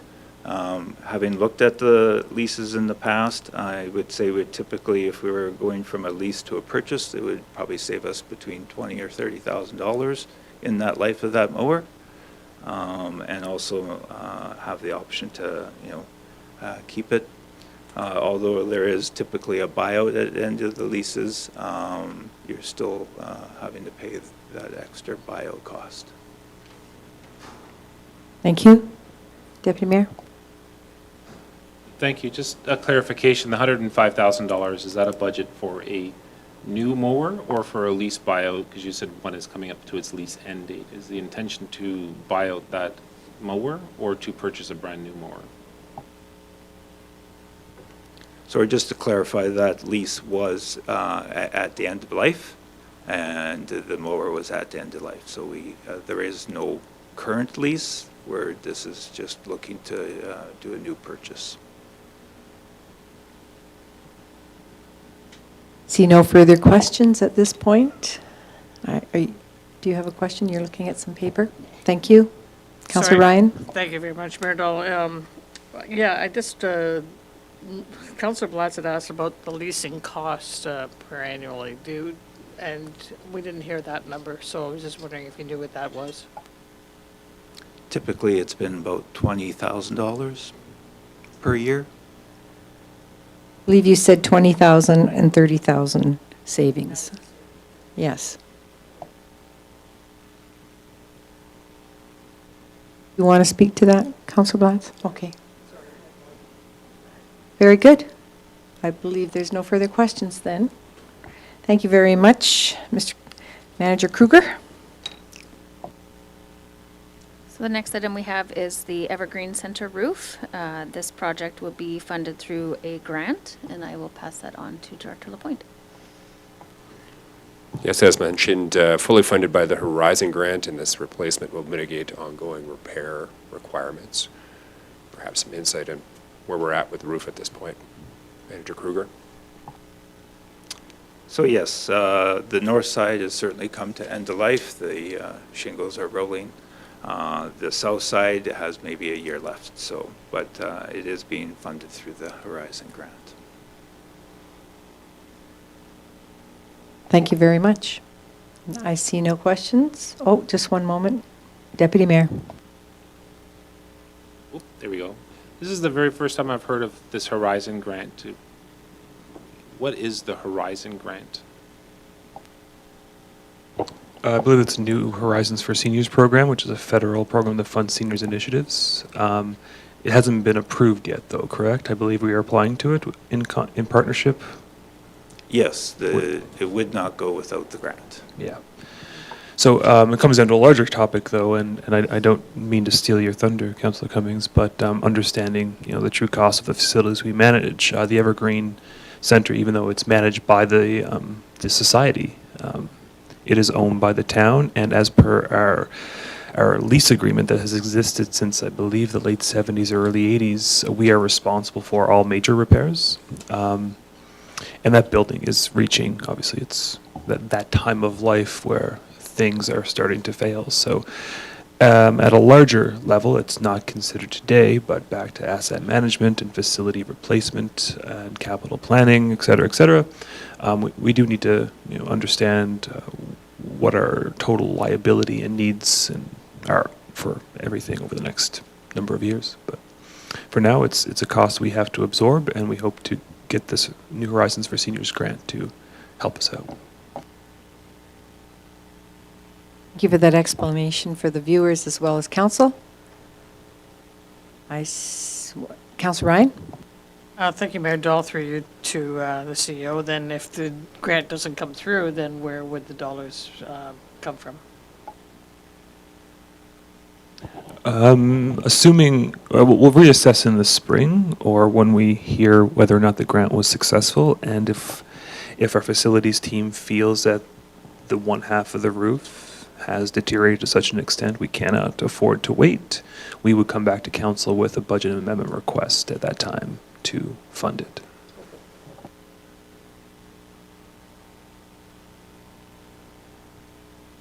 Further at this point, so we'll move forward then to library. So our last item is the library HVAC control upgrade. This would be funded through the asset replacement reserve, and I will pass to Director Lapointe.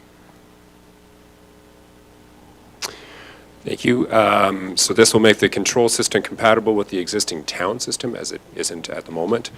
And of course, as a result of that, it'll improve the operational efficiency. So yes, library is one of the last systems that is not part of our own BMS system. So there are some difficulties when problems arise. We can't access the system and therefore have to go on site to do any work. This would streamline that process and give our supervisor the opportunity to maybe fix an issue online. So. But it's and also brings everything else in line with our current building maintenance system. Thank you. Seems to be a interesting HVAC term that we've been hearing for the last year or two in the town. So thank you for that. All right, I'll turn this back to you, Director Lindeman. So before I pass to CAO for closing comments, does council have any projects you wish to go back to? Any further questions on anything? All right, off to CAO. Thank you for that, and thanks to the directors and for council. This went fairly efficiently. As mentioned in my opening remarks, but I guess wasn't stated specifically, the question we have for council, which doesn't have to be answered today, but how much is too much? Sheena went over the funding for capital budget, that we have grants and we have transfers from operating, then we have reserves, and that's where this question largely comes from. Our reserves obviously are at a spot where we wish they were higher. We aren't replenishing them as quick as we're drawing them down, but go backwards to go forward. What is council's preference on that? So if there's no further discussion to be had today, I think we got a pretty good sense of where council's at with things. Administration still hasn't done its own triage of any of the decision papers. I do believe some may have to happen before it comes back to council, but if it all makes sense, you will see it again, the capital, on December 2nd, at which time you should, for some of these, if not most, you'll see how they fit into our operating budget and the plans to make our core services a bit more efficient while also maintaining our or replacing some fleets that's costing us money or costing us time. But with that, I will stop talking and open the floor to any final comments on that, and thank you. Councillor Wilson?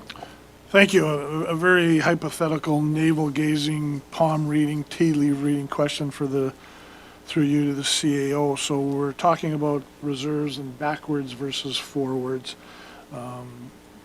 Your best guess, and we've talked about turning the corner on I&I as being a factor or criteria. I assume ECDEV and bringing industrial development to the town is another, but when do you see us becoming forward-looking and making deposits too, rather than withdrawals from reserve?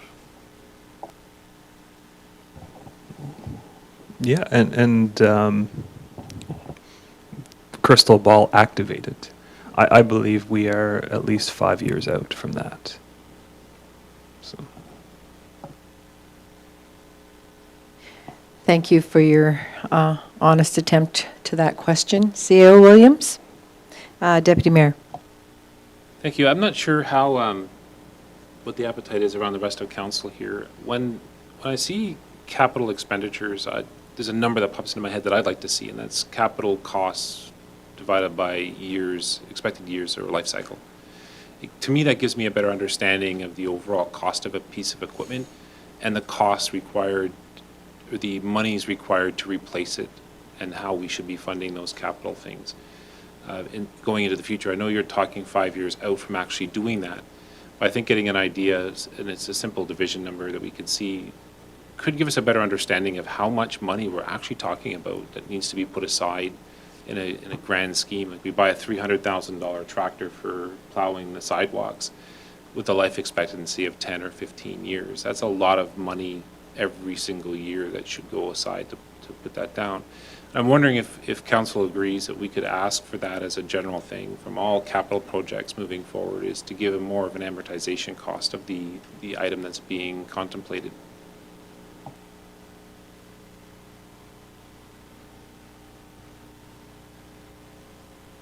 CAO Williams? I believe that he's directing that to you.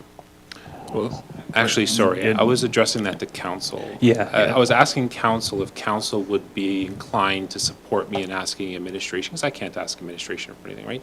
We have to as a consensus. So I'm looking for that sort of thing from council, because we should be directing administration in that one way or the other. So I understand. Thank you. Councillor Blatz? Just a point of clarity, we should actually be directing that through the CAO to us, the administration. We should not be directing administration. It should just be the CAO, I believe, at this point in time. So, I mean, I agree with what you're saying, and I think that's a legitimate request, but it goes through the CAO to his administration. Just a point of clarification.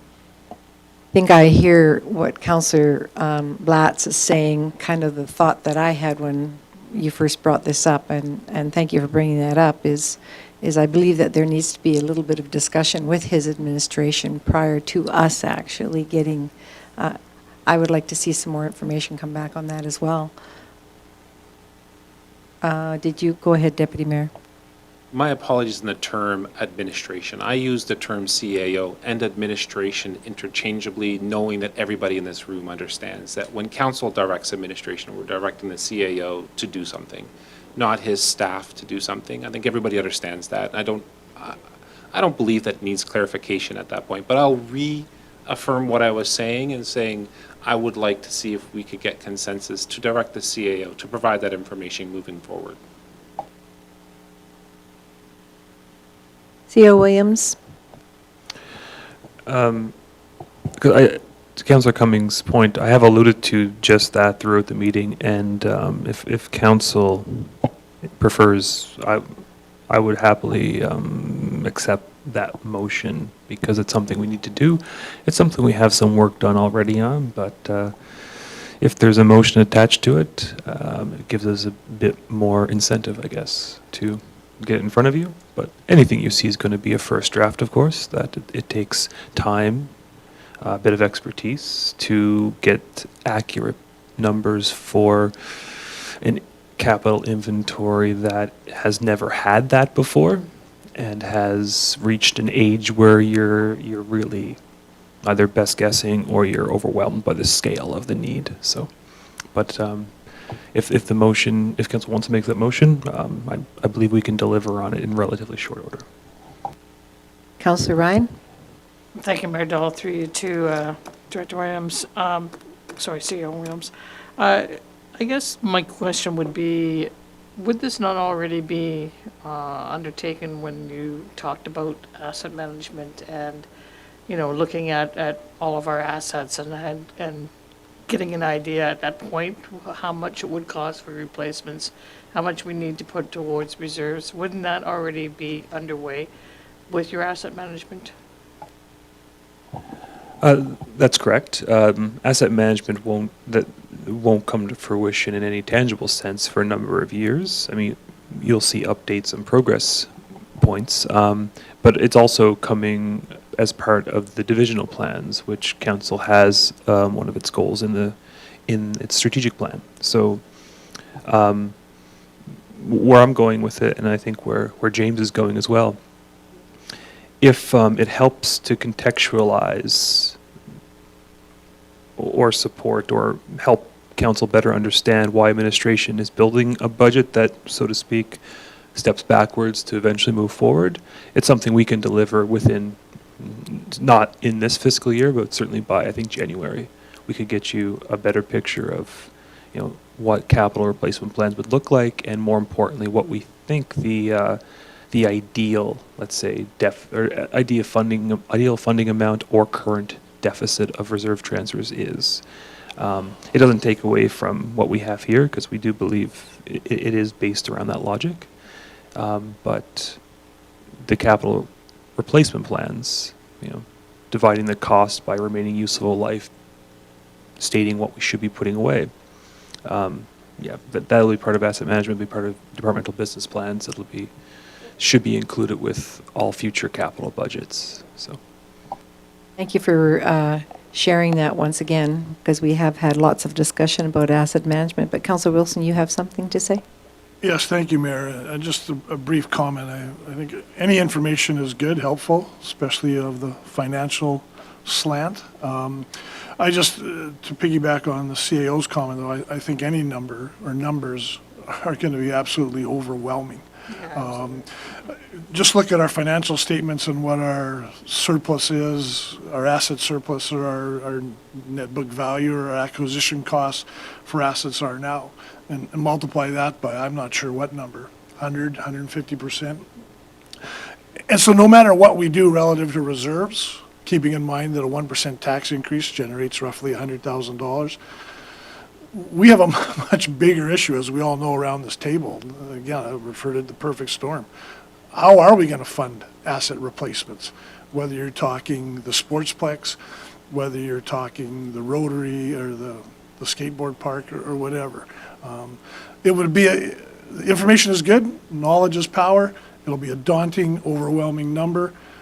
Throwing $100,000 or a couple $100,000 into reserves, build a little bit of a nest egg in a rainy day, but the bigger question is, how and where are we going to get money 5, 10, 15 years down the road to replace our assets? Deputy Mayor? Since the CAO, not administration, has asked for a motion, I do have a motion crafted, and I'd like to put that on the table now and just see how that goes. So I move that we direct the CAO to provide capital cost over life cycle information for better capital replacement development or understanding. My question to your motion would, and to the CAO is, do you have a timeline on that motion? We could simply say moving forward. I'm not sure if a timeline is specific. It's when the information comes to us, it should include that moving forward. That's my specific question, because right now I'm not certain if we have the staff in place to actually get that done at a sufficient time. I'm not against your motion. It's just that I don't want to put any more stress at this time on our CAO with his staff with budget. Do you feel that's I can interpret the motion to read as as soon as reasonably possible, and if council is in agreement with that, that's fine. But it really is work we have started already, so I'm not terribly concerned with the capacity issue. Thank you for that motion. Would you like to add moving forward as a friendly amendment? Sure. Well, thank you, Deputy Mayor. I just don't want to see this blowing up hours and hours of staff work, but very good. Everybody's clear on the motion? Those in favor? That's carried. Thank you very much for that, Deputy Mayor. And I am writing it out. Thank you. I believe we are done, unless you have anything further you'd like to add, CEO Williams or Director Lindeman. Seeing none, I want to thank CEO Williams and Director Lapointe, Director Pedro, Director Andrew, and all staff, Manager Kruger, for your attendance today, and I adjourn the meeting at 11:35 a.m.